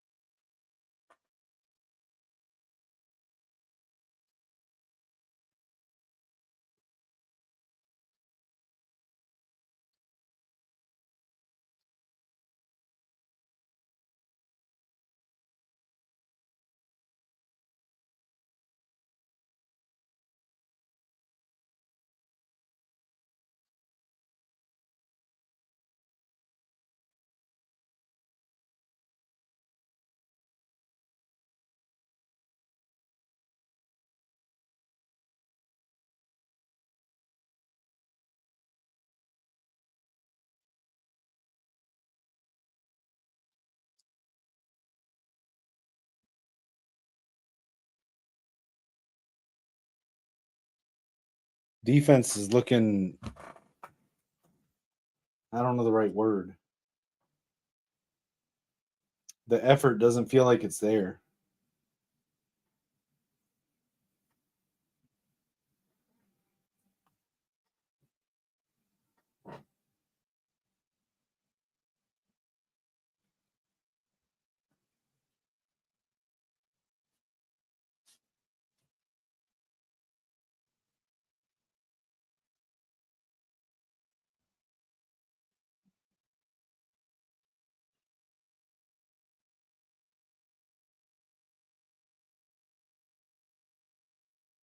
I mean, that's partially because the scoring that drives that we've had have been really fast. I mean, what are we supposed to do? Not score so we can hold the ball longer?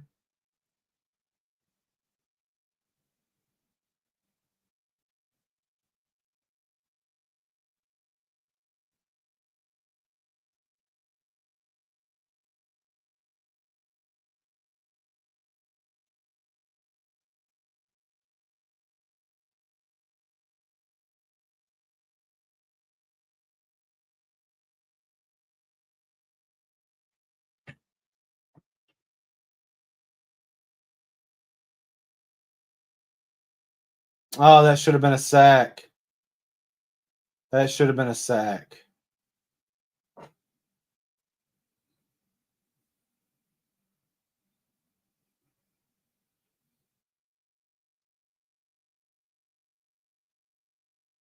Can't get a hand on the quarterback like that and not take him down. Come on, guys.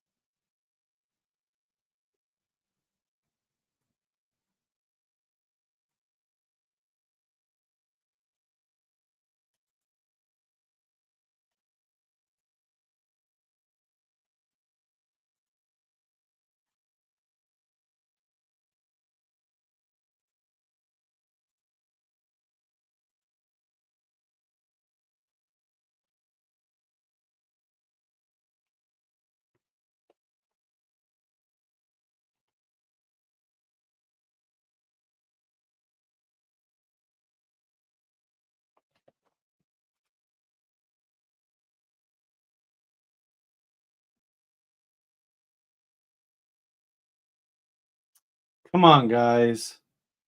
Bad angles.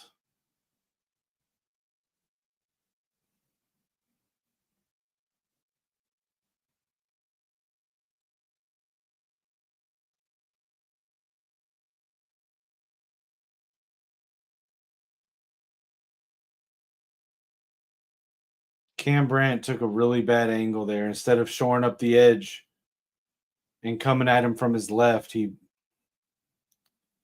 Come on, man.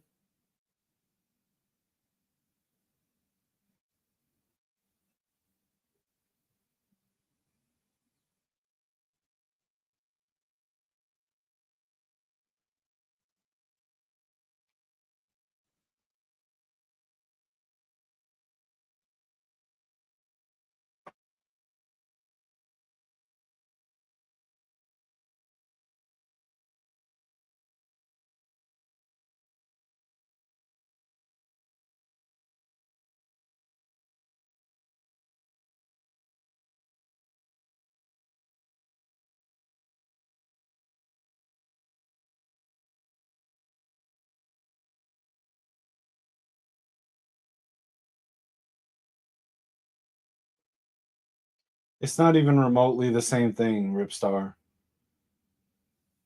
Bryce Underwood.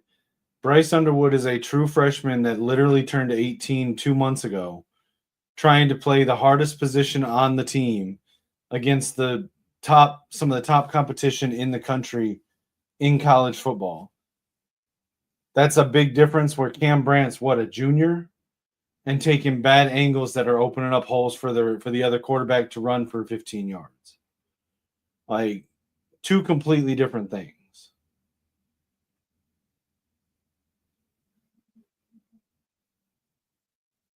Come on, dude. You cannot get a hand on the quarterback and let him get away like that.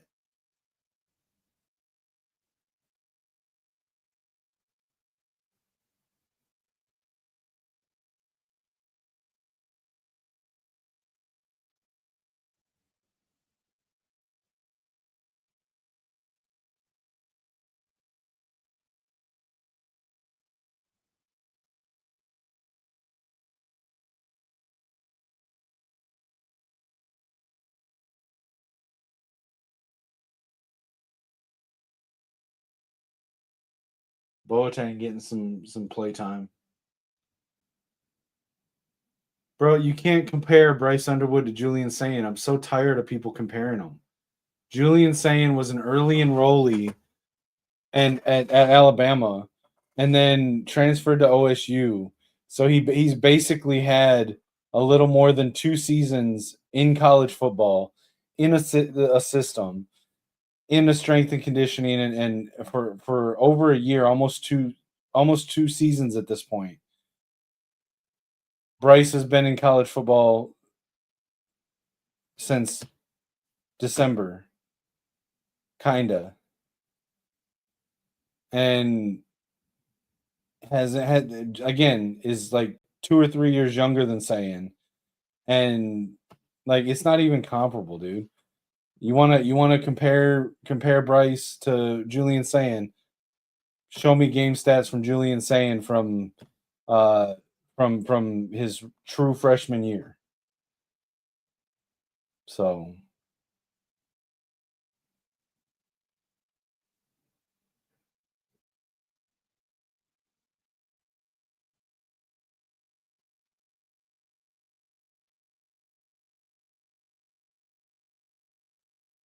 regressing from what? He's a true freshman starting. He's gonna have ups and downs. He's gonna have good games and bad. He's gonna have accurate throws. He's gonna have inaccurate throws. He's gonna have good reads. He's gonna have bad reads. He's a fucking true freshman, dude. Yes, passing. It's there's nothing to regress from. He still has to get to a level to be able to regress from. He's shown flashes of what he can do, but he hasn't been consistently at a level to even regress from. I can tell you who the QB coach isn't. It's not Julian fucking Sayin. Like, and again, none of that has anything to do with the fact that he's a young quarterback learning on the job. It's not coddling, it's being realistic. It's not using a kid that's just turned 18 as a scapegoat to hate on the staff. Yes, we have a QB coach. And I'm not going to use Bryce's being a true freshman and making freshman mistakes as a reason to hate on the coaches. It's stupid. Yeah. Ripstar, I've told you before that if you're going to be in the chat, you're going to be respectful. Don't start calling names. Just because I disagree with you doesn't mean that you need to start insulting me. What's going on, James? James Sargent in the chat, CSWA. So, like, yeah, I'm. You want to be in the chat, then you got to be respectful, man. I respect you. I respect your opinions. I don't call you names. Give me the same respect. I don't insult you for having a different opinion.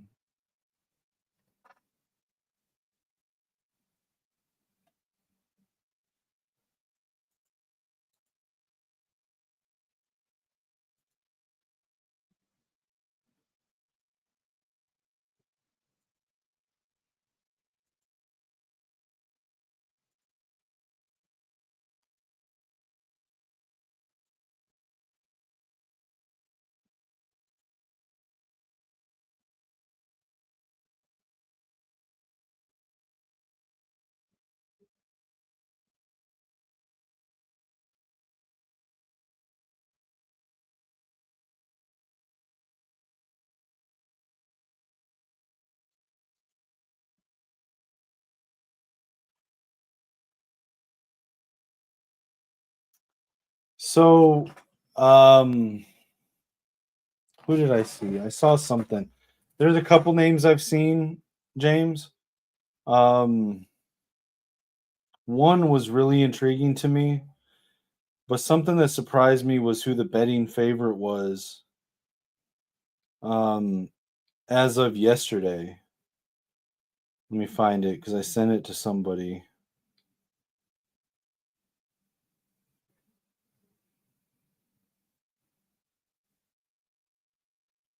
So the current betting odds are that it's going to be Ohio State wide receiver coach Brian Hartline. I mean, I guess maybe, but let's see. So the James the interesting name I think is Joe Brady. He's the current, I want to say, offensive coordinator for the Buffalo Bills. Buffalo Bills in the NFL. I believe he's a Penn State alum, and he was the wide receiver coach at LSU for guys like Clyde Edwards-Helaire, Justin Jefferson, and Jamar Chase.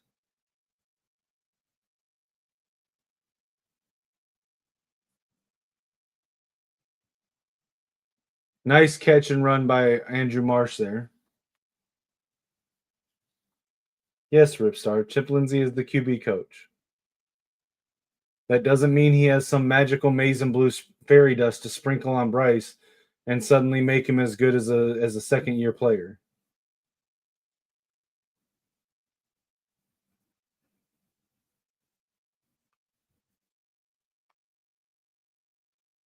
Because you already knew the answer. You were asking a rhetorical question.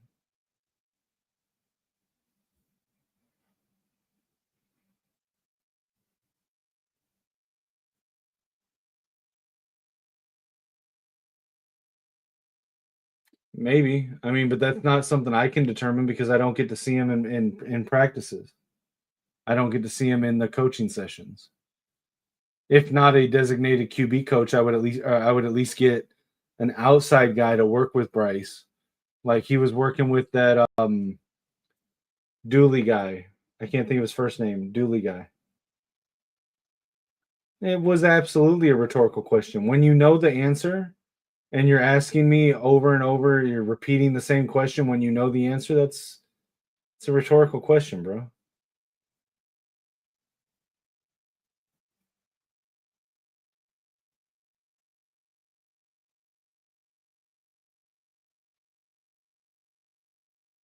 It's not disrespectful to say that you're asking a rhetorical question, man. It's not an insult. I was telling you why I didn't answer the question because it was rhetorical.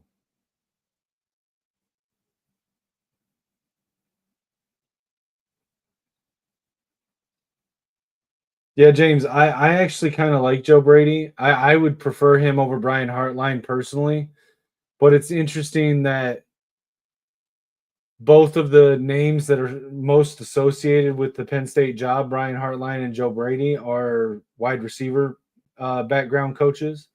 So it kind of tells you where Penn State's looking. You know what I'm saying? Yeah, just because you say it's a serious question doesn't make it a serious question if it's a rhetorical one. All right, that was another bad throw by Bryce.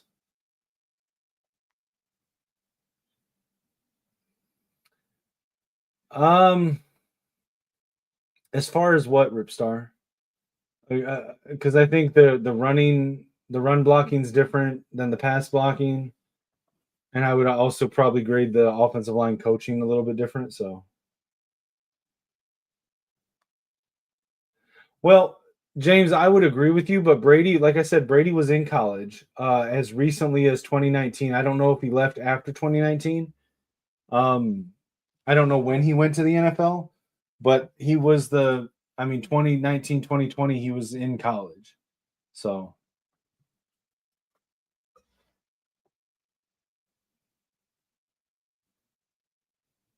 2 games in a row he's been off. Talking about Bryce. Yeah, he's getting rushed on passes. Shout out to Little Brady in the chat. How are you? How's it going?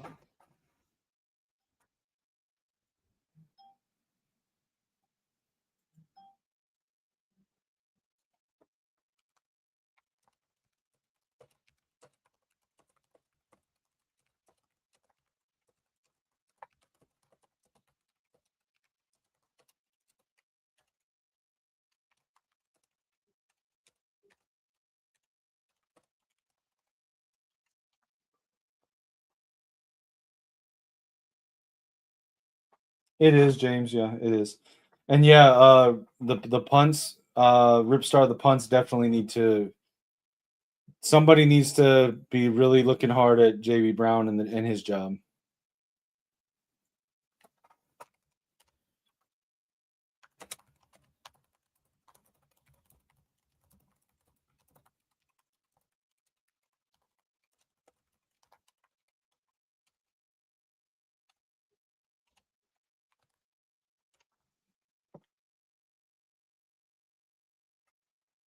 Welcome back, Luna. You know you're always welcome. 2 punts got deflected. Yeah. The one they said the one was deflected, but when they showed the replay, I couldn't see where the contact happened. It's really weird.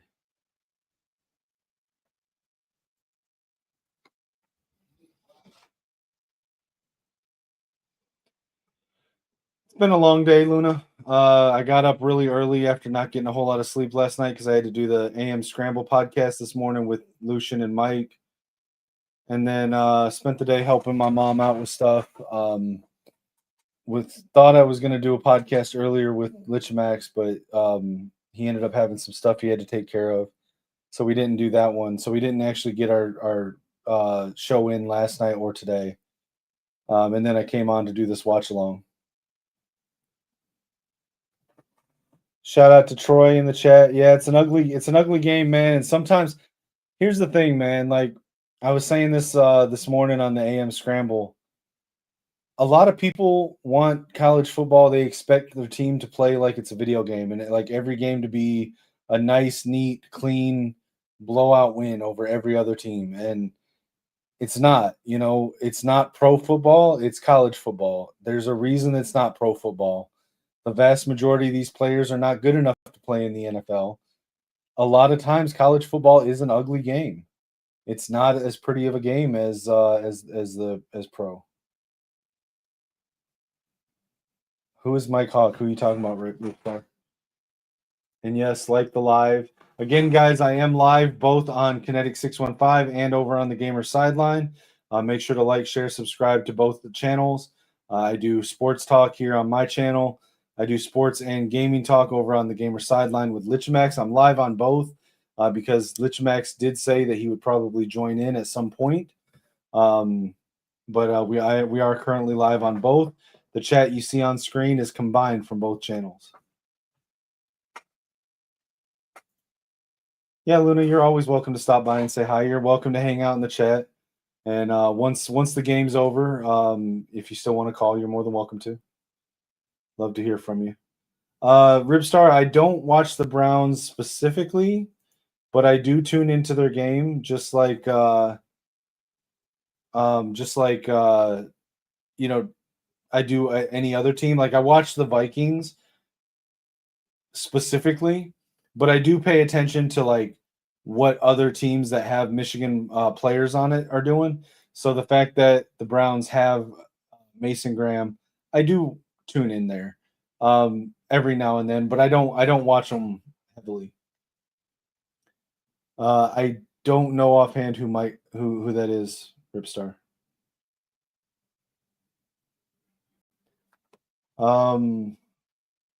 Yeah, so Luna, if you go on look up the Gamer Sideline, if you look up the Gamer Sideline on YouTube, I normally do a once weekly show with my buddy Lichemax, where we sort of touch on sports and gaming.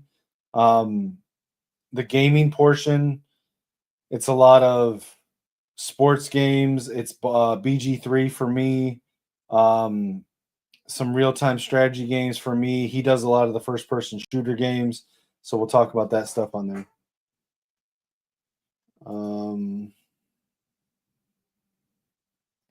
Ripstar, I'm not going to keep talking about some fictional player. I don't know who you're talking about, man.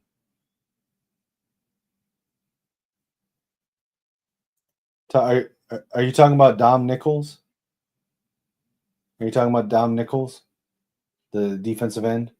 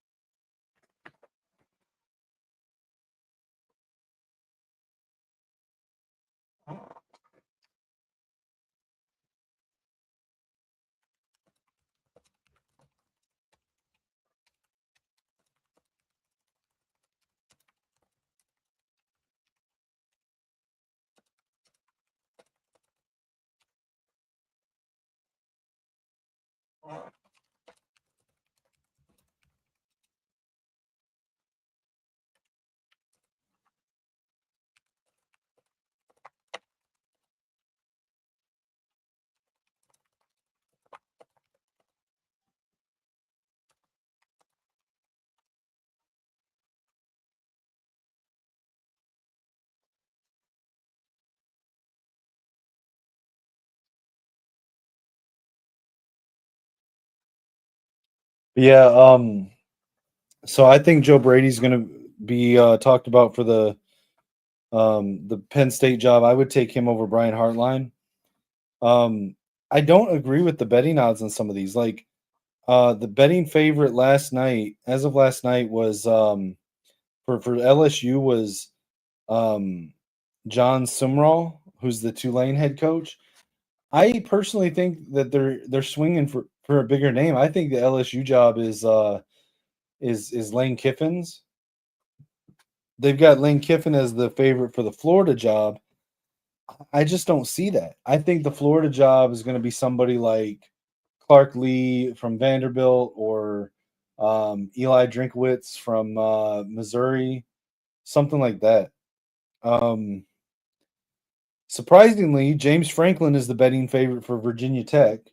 I've seen that reported multiple places. I also thought that they would go after Beamer from South Carolina because his dad was a longtime Virginia Tech coach. There was a nice pass from Bryce to Marlon Klein. So Arkansas, there's a tie between Rhett Lashley and Ryan Silverfield, but then Rhett Lashley signed an extension. So apparently the betting favorite for Arkansas now is Ryan Silverfield, who's currently the Memphis head coach.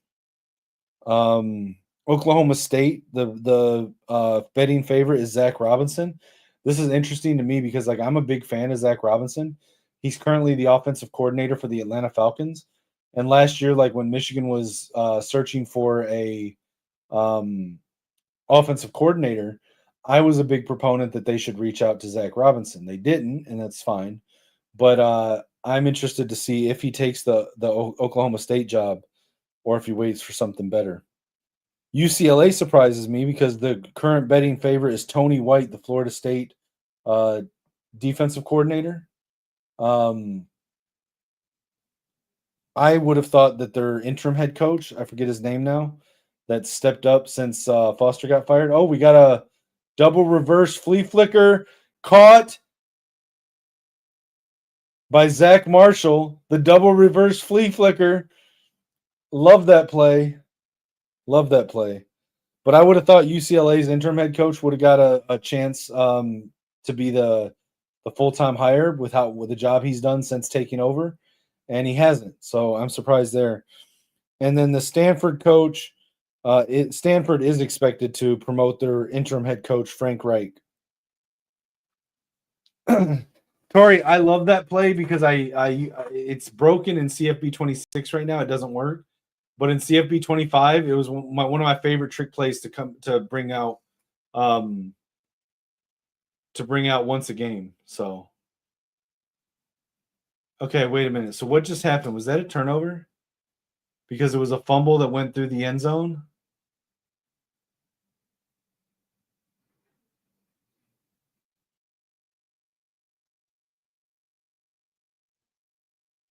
Is that a turnover? A touchback? Yeah.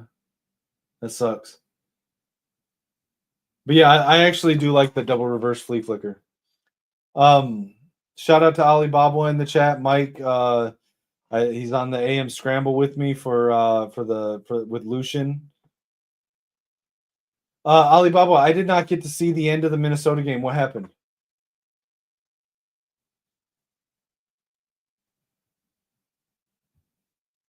The last I looked, Minnesota was up decently over Michigan State, and then I realized that they benched Aiden Childs after the Michigan game last week. Yeah, Kyoki, he fumbled it and it bounced through the end zone, and it went out of bounds in the end zone.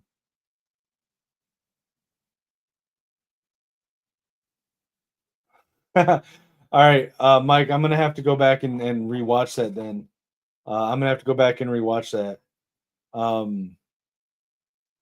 because I didn't get to see that. That's crazy. Glad y'all won though. Did our boy Coy have any good plays today? I saw him on a couple returns.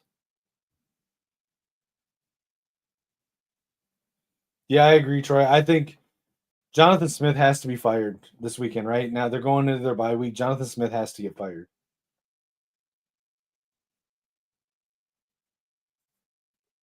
I don't know if that was a designed run for Bryce. I didn't see the beginning of the play rip. I was hoping that Coy would have a big game today. I was hoping he would have a big game today. But y'all got the win either way, so telling you, I want to see us. If he enters the portal, I don't want tampering, but I'm just gonna say Coy Parrish would look really good in maize and blue.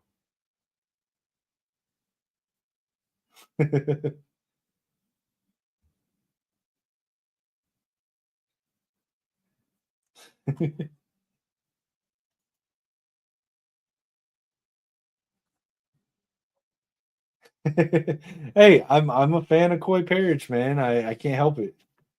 Winged helmet would look really good on him, especially with Rod Moore. This being his final year. Yeah, we could use Coy.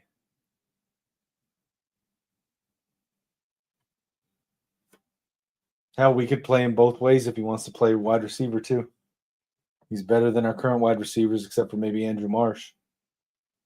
And Andrew Marsh is still young.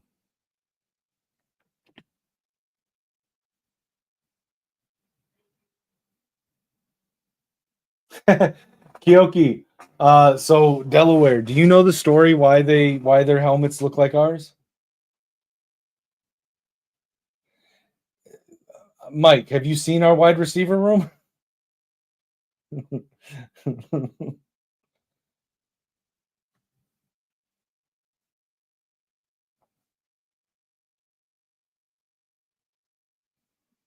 So Kyoki, I can look up the exact details if you want, but the short version of it is back like I don't know, in like the 50s or 60s or something like that.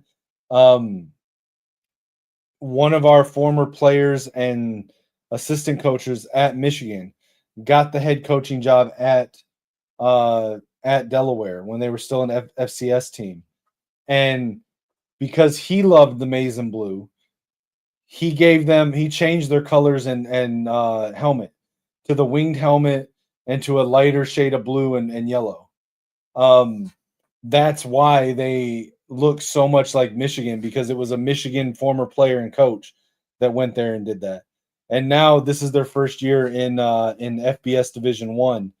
So now we're not, for the first time ever, we're not the only ones with a blue and amazing blue winged helmet. But that's why there's so much similarity in our colors and in our helmet design. Yeah, I forget what player it was, but he was a player and then he was an assistant coach.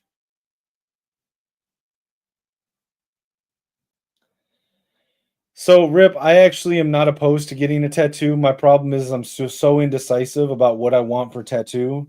And then like over the years there's been times where I knew what I wanted, but I didn't have the money or I didn't have the artist, or times when I would have a good artist and I wouldn't have the money or the time to be able to get in there. So I just haven't gotten any tattoos, but I'm actually not opposed to it. Yeah, Troy, the defense is playing sluggish, man. I'm not good enough artist to draw one on my arm. If anybody I know is a good enough artist and they wanted to draw one on or airbrush one on, I'd be good with that. But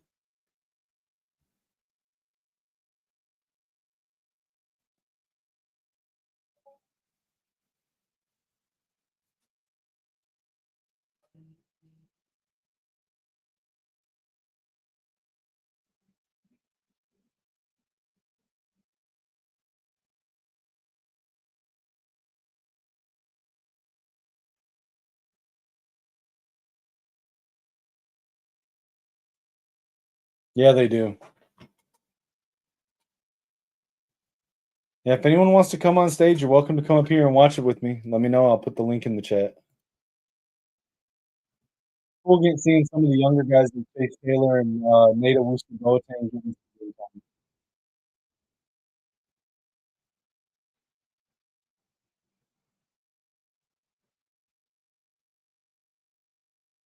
It was a good play by Mangum.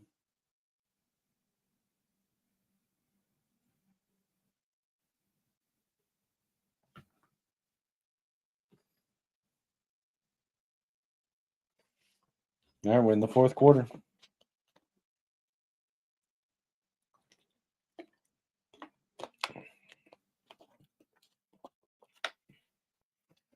Just going to take another moment to again remind people we are live both on Kinetik 615 and over at the Gamer Sideline. Check out both channels. You can find me on all social media platforms at Kinetik 615. And if you get some time, check out the GoFundMe link that's pinned on my X profile and on my YouTube channel profile. It should also be in the description. If you get a chance to look at it, awesome. If you're able to donate, I appreciate it. If not, that's okay. Even just sharing it out on your social media can help. But I appreciate anyone that takes the time to look.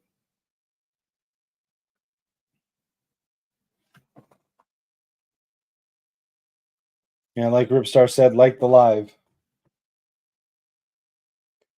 Ripstar, I don't know about Wink for head coach. I feel like if he wanted to be a head coach, he would have already been a head coach. I feel like he's one of those guys that's a career defensive coordinator. Um, you look at what happened with Rex Ryan. He went from basically the same thing to a head coach, and then that quickly ended his coaching career. Um, I don't know. I think Wink is comfortable as like one of the best defensive coordinators in football.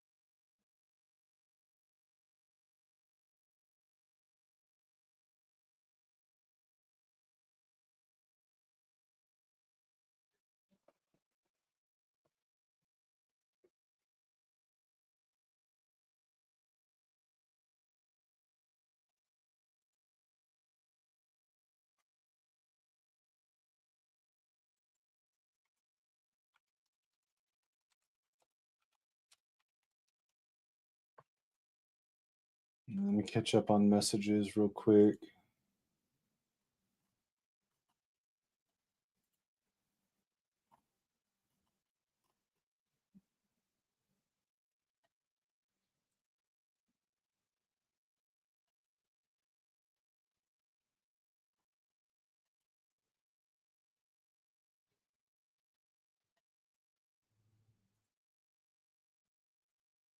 We really need a new tradition. This song is not it.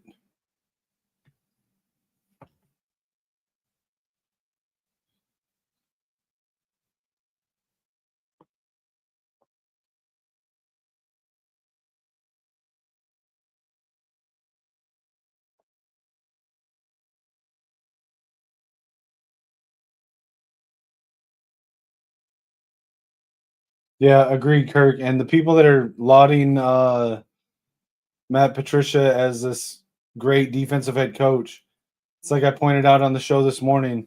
It's easy to look like a great defensive head coach when your team outclasses every team you play against athletically.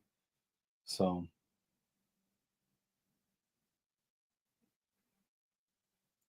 I disagree. They need a better song and it will enhance the flea flicker.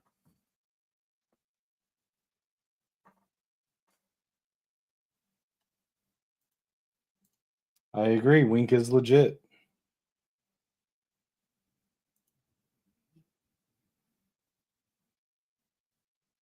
USC is losing to Nebraska. What is going on with that? What is going on with that?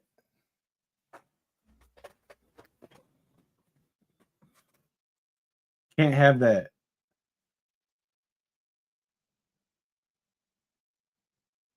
We need USC to dominate uh, Nebraska.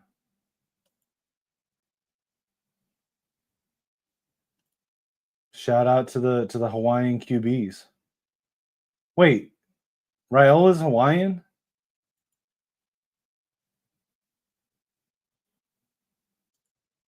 This is true. How bad was it, Mike?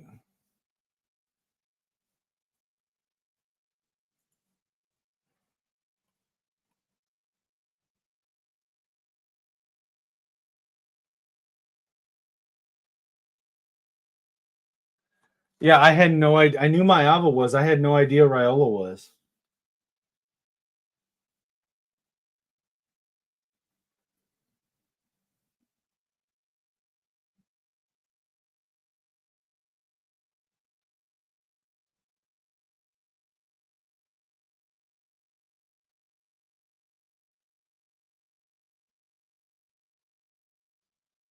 Yeah, so if Marshall's out, we're down to Jasper Parker and Bryson Kuzdal.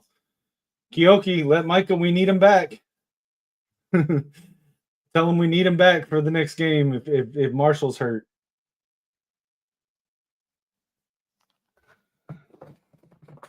Tell Micah we need him. Start a movement. Hashtag we need Micah. Bryce trying to scramble out.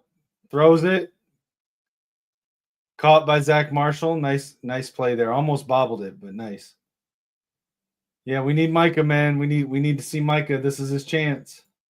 I don't want Marshall to be hurt, but if him and Haynes need to heal up, we need Micah.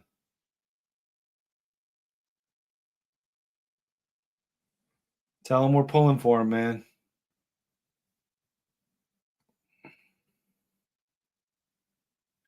Dude.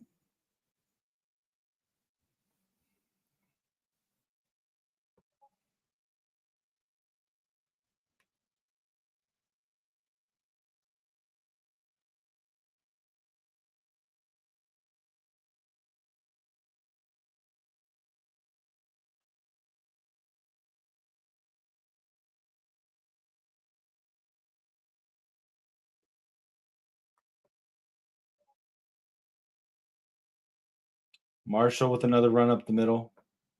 So he's not badly injured.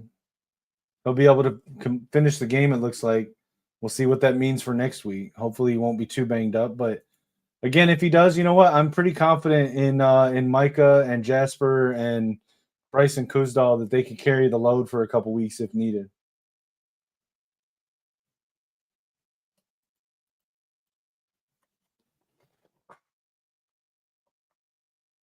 Our running back room's deep, man. I mean, obviously Justice Haynes is a special talent, as is Jordan Marshall. But I think that Micah's special. I think Jasper can be special. I think Bryson Kuzdal, he's got a little bit of a ceiling, but I think he's solid. And if he's that third back in a rotation with Jasper and Micah, I'm confident in that. Troy, I don't know exactly what his injury was. I don't know. Actually, let me see. I might be able to find the injury report. Give me a second.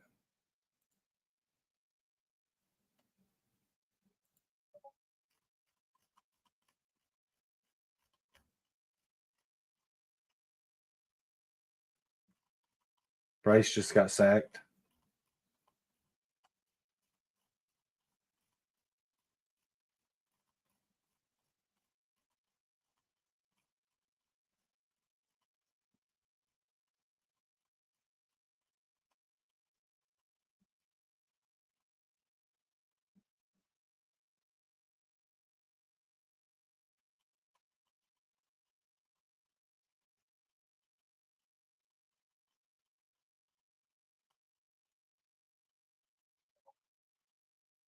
Marshall up the middle again. Touchdown for Marshall. That's number 3 for Jordan Marshall.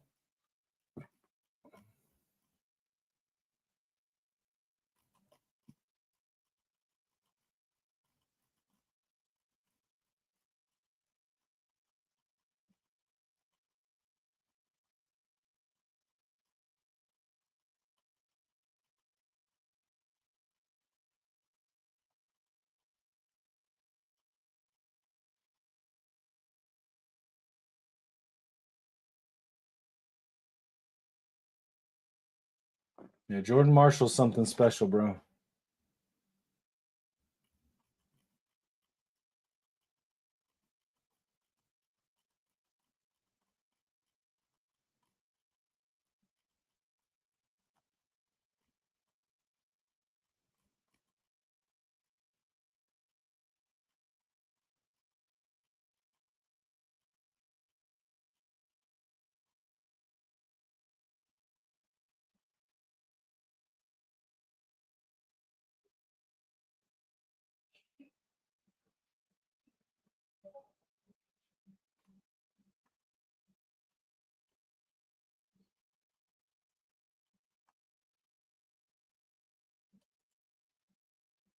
Okay, no, that doesn't show what it is.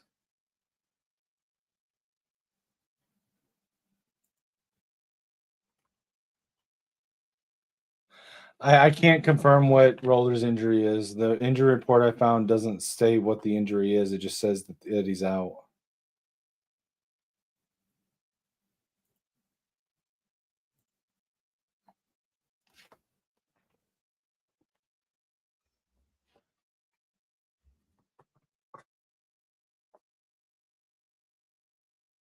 Jordan Marshall starting to remind you of Blake Kirk. Yeah. Yeah. Jordan Marshall's special. Raiola just got hit and fumbled back to USC. I hope USC wins. I want USC to win because I want our loss to look better and I want our wins.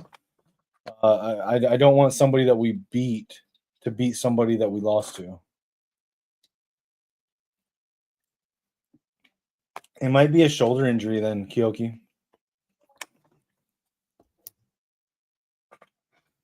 If he was wearing that long brace, that might be a shoulder injury.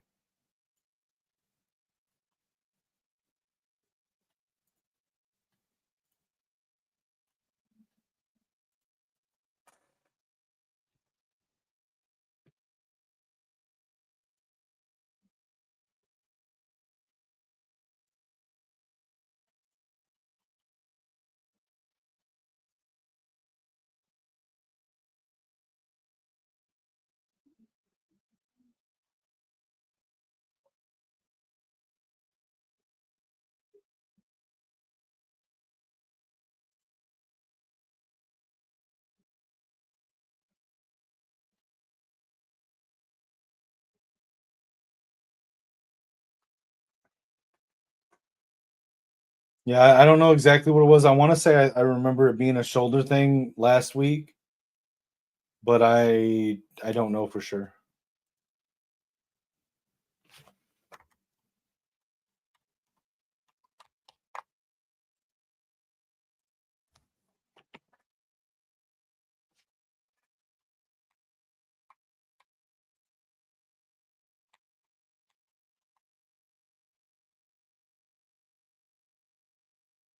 Oh damn, Toronto's up on the Dodgers 3-1 in the fifth. Assuming you're a Dodgers fan, Kyoki, from out west.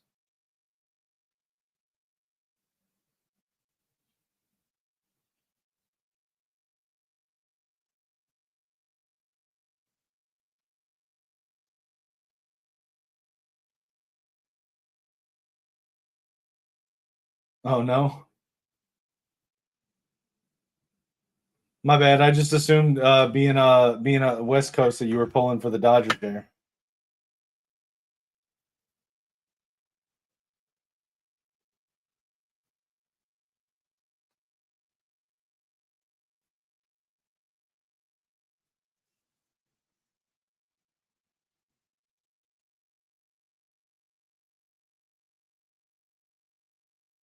Oh, okay. Braves fan. Okay.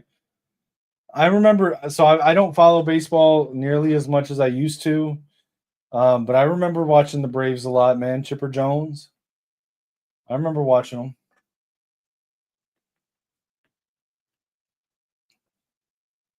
There's a couple years that I worked a second job working at the Nashville Sounds uh,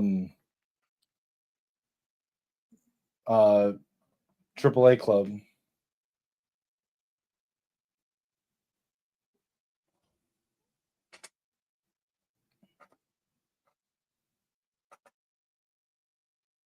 So I had to, because of the medical issues I'm dealing with, my doctor told me I needed to get a cane to help walk when I'm going to walk for more than 15, 20 minutes to take pressure off my back and off my spine. So I had to finally give in and get a cane. And my nephew was cool enough to get me one. That's actually pretty cool. I don't know if you can see it, but it's kind of a cool little cane that I have to walk with now. Kind of sucks not being yet 40 and having to walk with a cane, but it's it definitely helps when I'm walking a lot. I don't know about a pimp cane, but it's got this cool little like gothic styling at the top on the handle. I like it. None yet, Ripstar. None yet. But it does help. Like I was a little embarrassed to get it at first. Like I'm not even 40 years old and I've got a cane, but like walking around with it, it really helps. It takes like a lot of pressure off my spine when I'm walking. So Am I supposed should I change hands with it, Kyoki? I've not used it a lot yet, so I haven't felt like I needed to. Like I haven't got fatigued or anything. Um, but it's to take the pressure off of my spine when I walk. So I guess it would make sense to switch sides.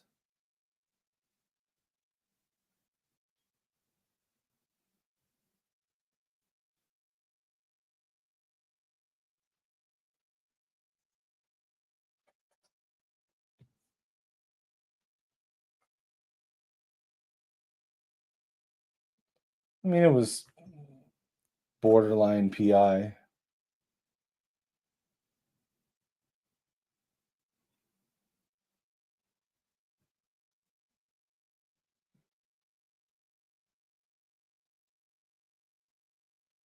Well, come on, Troy. I'm not that old. Not that old to be doing that yet.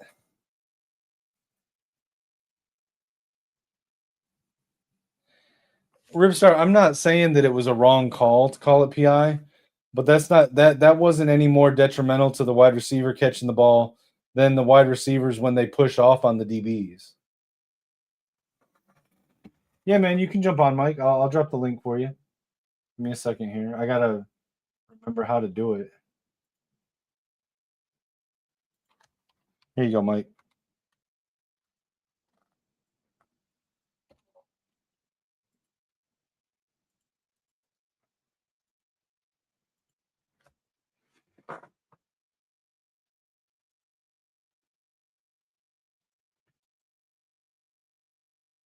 Yeah, I don't have an OnlyFans. Sorry, I barely have an Instagram.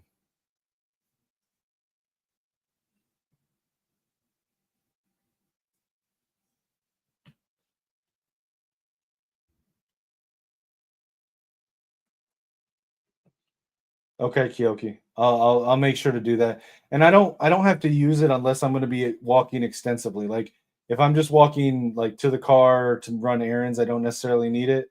It's if I'm going to like the grocery store or to walk in a park or something like that. Probably Lichemax Ripstar. He probably made one behind my back and is stealing them off of my account. Damn Lichemax.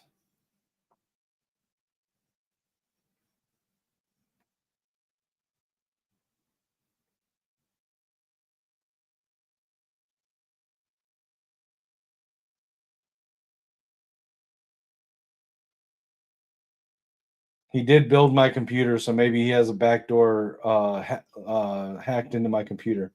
Who knows? Maybe he's tapped into my webcam when I'm not paying attention.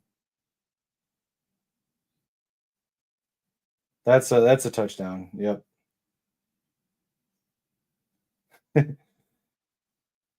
That would not be a pretty sight, Ribstar.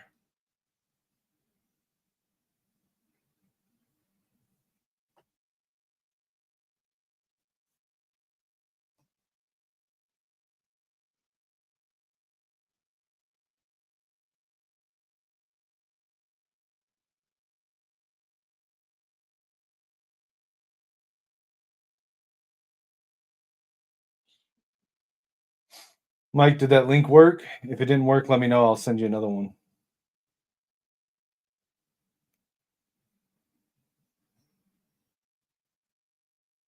That was holding on Derek Moore.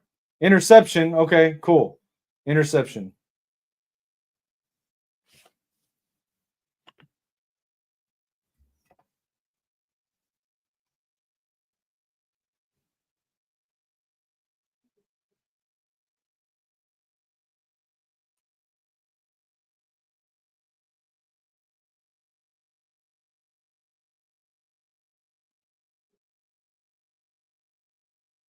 I don't think so, Ripstar. I mean, I can't say for sure, but I don't think so.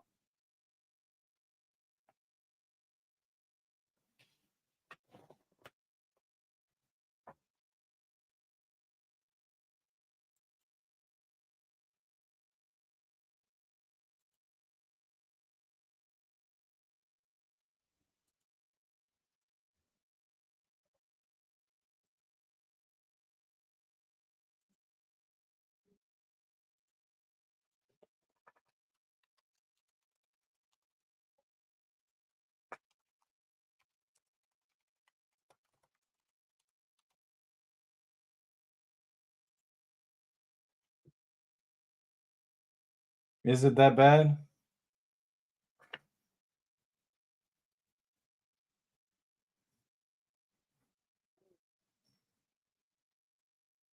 I mean, I wouldn't hate it. I've never been a fan of like the coordinator also being a position coach. I wouldn't hate it though. But I'm not the one that makes those decisions, and I don't know what all goes into that. I mean, Ripstar, he's always been the QB coach wherever he's been the head coach or offensive coordinator. So, like when he had Drake May, he was the QB coach as well. So, I mean, that's what he's always done.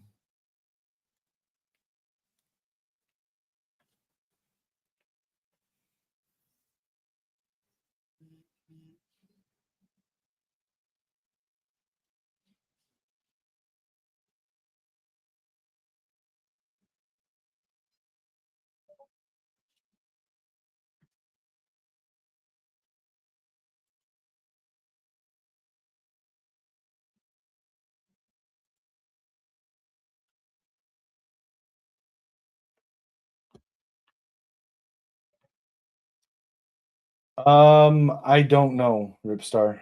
To the best of my knowledge, the passing game coordinator is basically a committee. Like Sharon Moore, Chip Lindsey, Steve Kasula, and Ron Bellamy. But I don't know if we have a designated passing game coordinator. I would say the offensive analyst is probably like Juan Castillo and Soup Campbell, those guys. What's going on, Mike?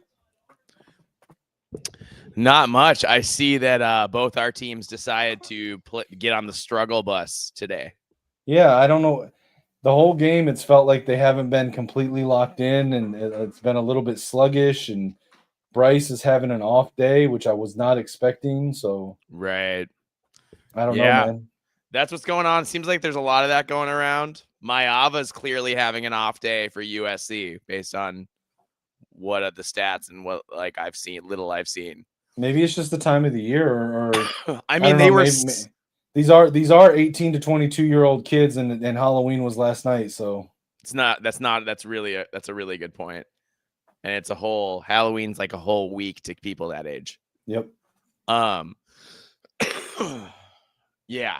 No, that's kind of ridiculous. And Lincoln Riley up to his old tricks of running the ball up downfield and then throwing the ball in the red zone.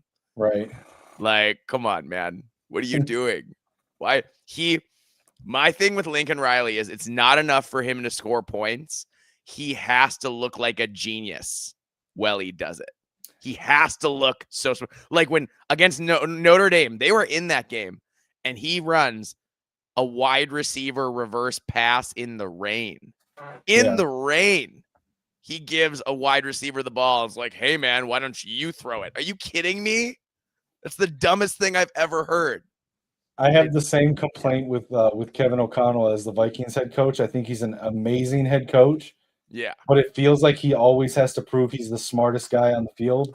And he overthinks things, especially in the red zone. He's a former quarterback, so he loves to throw. And I'm just like, dude, just run the ball. Ooh, Nebraska 4th and 1 going for it. Okay, here we go. Calling timeout. Another big run by Jordan Marshall. Yeah, there you go. Hey, was I not telling you earlier to watch Jordan Marshall? He's so much fun to watch, dude. You were. No, he's great. He's a good time. Yeah, I've got my two TV setup going. So I've got the 2 Big Ten games on. So Keoki Kapana. So Mike, this is Keoki Kapana. He's Micah Kapana's father. Micah's a running back on Michigan. Oh, very cool. He just said that Dylan Raiola was helped off the field, lower extremity injury. Yikes. Oh, no, that's not good. Keoki's really tapped into the Hawaiian Polynesian player community. Very cool. A lot of really great players for sure. Yeah, so I didn't know until he said, "Oh, nice run by Kuzdal.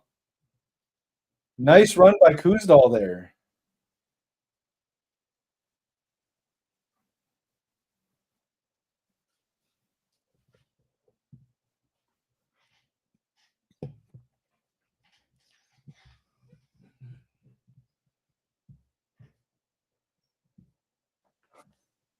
I gotta say though, for Minnesota, for Greg Harbaugh, offensive coordinator, in a game where you've been up and down, like move the ball, not always scored points, let them back into it.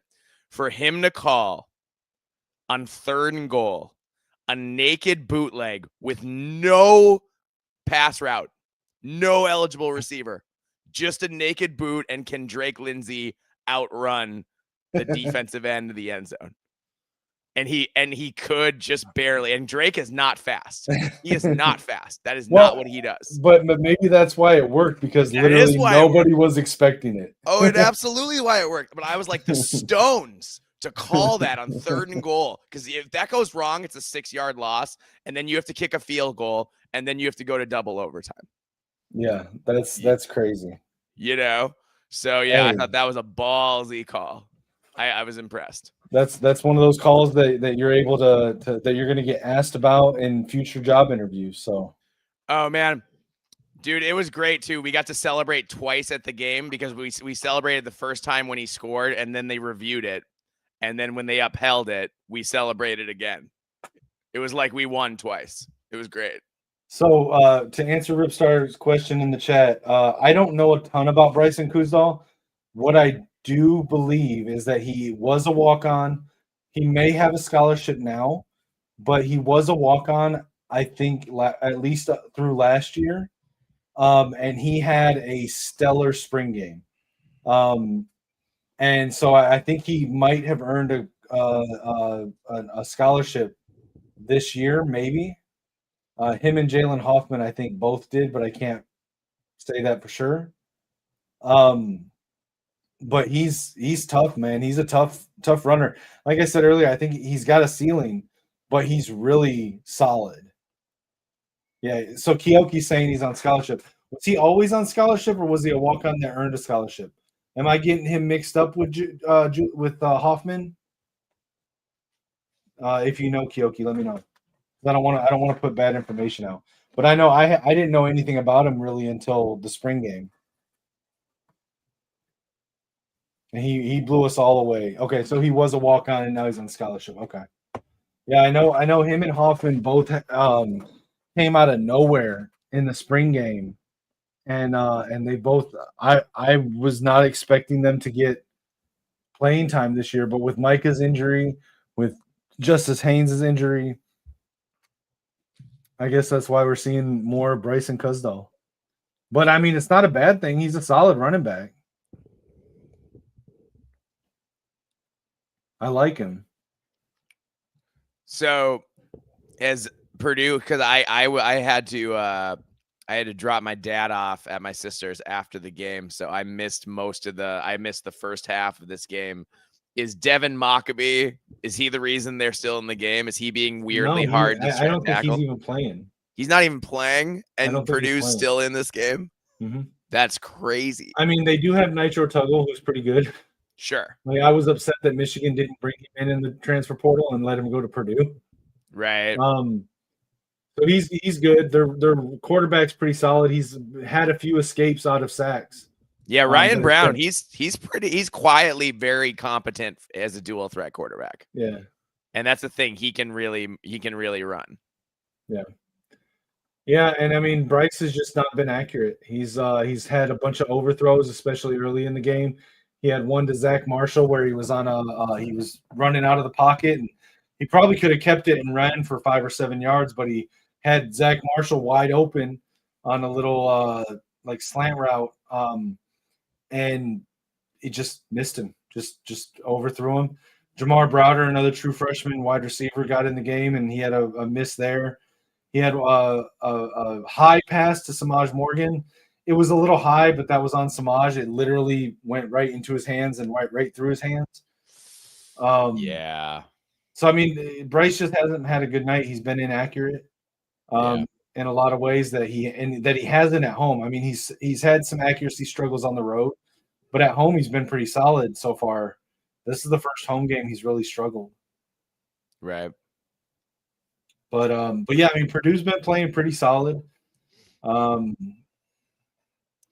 Yeah, have they been grabbing you? And when your receivers are downfield nonstop, like because that's what they did to us. Yeah, there's been some. They're good at it. They're good at getting away with it. Yeah, there's been some of it. There was one I noticed on Derek Moore. It didn't get called, but it didn't matter because we got an interception in the end zone. Right. But like it was blatant. Yeah.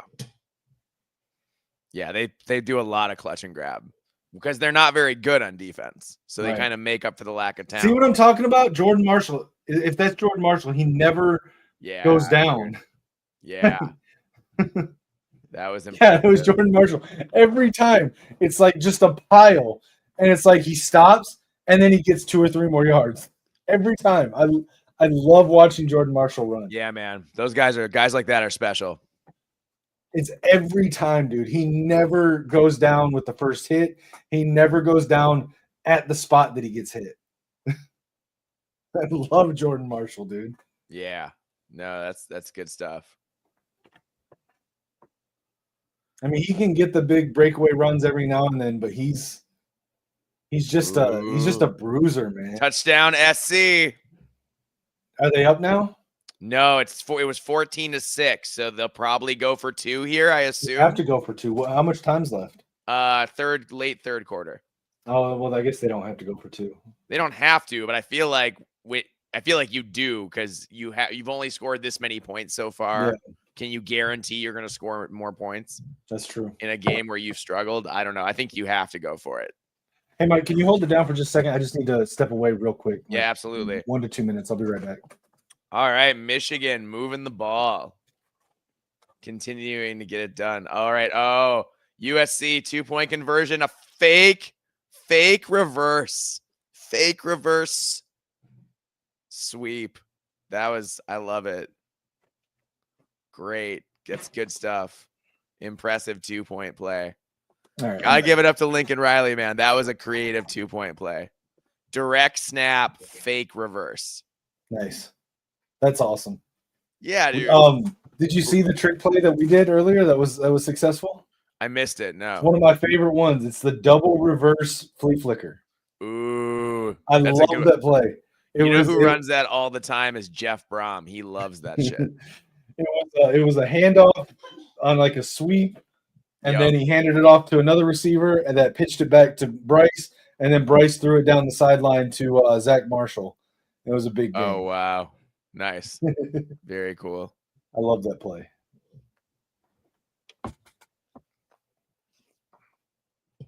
Okay, Kyoki's saying, okay, you guys will probably all go to sleep, but Hawaii versus San Jose State will be like a Hawaii reunion among staff and players. Very emotional game, I'm certain, but I'll be rooting for Hawaii and the Gorman kids. Many are also from Hawaii. Hey, you know what? You giving me that recommendation, Kyoki? I will stay up and watch it. So if you want to text me throughout that game, we can talk about it. Micah went to Bishop Gorman, so Kyoki's got a pretty good relationship with the guys there at Bishop Gorman still to this day. Very cool. I don't know. So interesting fact about Micah. Was it his senior year, Kyoki? He had like a ridiculous stat line. It was like 70 carries for 1,000 yards or something like that. It was like 14.9 yards per carry or something. It was some stupid stat line in high school, and it was at Bishop Gorman, so they were playing like top schools, right? It was a ridiculous stat line. I forget the exact numbers, but was that his? I don't know. Kyoki, was that his senior year or was that his junior year? But he had like this just ridiculous stat line. He's so fast, man. I love Micah. Yeah, very cool. Shout out to GT in the chat. Says start building the Jordan Marshall statue now. Hey, I've been on Marshall's bandwagon for a while. All right, so Kyoki said it was his junior year. He was playing with a torn rotator cuff and labrum. 1,001 rushing yards on 73 carries. Oh my goodness. That's crazy. And doing it with a That's torn like labrum bananas and crazy. rotator cuff. Yeah, that's wild. But like, you look at it and you do the math on it, and it comes out to like 14.92 yards per carry or something. Yeah, sounds like someone who's got speed and agility Yeah. to put up stuff like, His highlight tape from high school was fun to watch. Right. Very cool.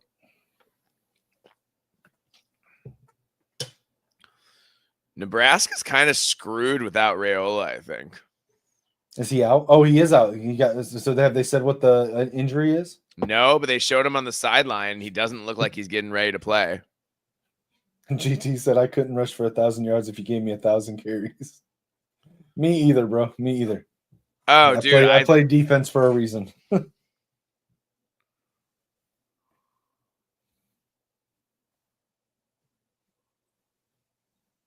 I was actually decently fast for my size, but there's a reason I didn't play offense. Who's their backup? I don't even know. That's a really good question. I really like the kid that's going there in 2027, Trey Taylor. Oh yeah, I like him. If he sticks to his commitment with Nebraska, which it looks like he will, he's a good kid. He's good. He's going to be a good player, man. You guys might be in a little bit of trouble. Yeah, we'll see. When that he's for next year. 2027 quarterback, yeah. 2027. So not next year, but the year after. Year after. Yeah. So that would be theoretically Drake's last year if he's still there. Yeah. We'll see. I guess. So Trey Taylor was the first when I started doing the podcast with Maze Madman. Trey Taylor was the first player that I got to be a part of an interview with, and super cool kid, super chill, and like I still exchange text here and there with him or messages on social media. He's a really good kid, and he's all in on trying to build the class for Nebraska. Minnesota. I'm not a Nebraska fan, but I am a Trey Taylor fan. Sure. Minnesota's 2027 quarterback, or 2027 quarterback is currently the backup at Mater Dei, but like the starter's a senior. Okay. So he'll be starting next year. So like I thought that was pretty cool, and like I figure if he's starting at Mater Dei, he could, and puts up numbers, he could be a really legit. Oh yeah, absolutely. Yeah. Absolutely, man. And his name is Furion in Ferreira, which is just fun to say. That's an awesome name. Yeah, it's a great name, right? Like, all right, Troy, you're out. Yeah, like it looks someone like made it up. Game. Are they coming in victory formation, or are they going to try to punch it in for one last score?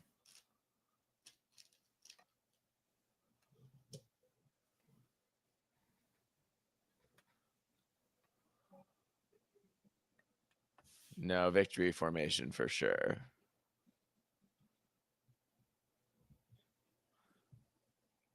Credit Purdue, though. They went hard. Yeah. So, okay. So real quick, before we get out of here, Mike, tell me your favorites for the open head coaching jobs for Penn State, LSU, Florida. Oh, man. I mean, if I'm LSU, it's Lane Kiffin or bust. Right. And, like, I just think, and, like, supposedly Lane Kiffin has the choice between Florida and LSU. Is that really a choice? You take LSU. Yeah. LSU there are 3 schools that have won 3 titles or more this century, and it's Alabama, it's Ohio State, and it's LSU. And that's the list. That's the list. So, like, if you get Lane Kiffin there with the kind of talent at wide receiver and defensive back and defensive line you can get in state in Louisiana, are you kidding me? Like, I think that's the advantage that LSU has, is that they're the only major school in Louisiana, and it's a talent-rich state. Yes. To answer your question, Ripstar, it looks like Jordan Marshall. Let me actually refresh this before I give the wrong. And they're more popular than the pro teams. It's like Ohio State in the state of Ohio. You know what I mean? Where they have pro teams, but like, who cares? People care about the Buckeyes. Right.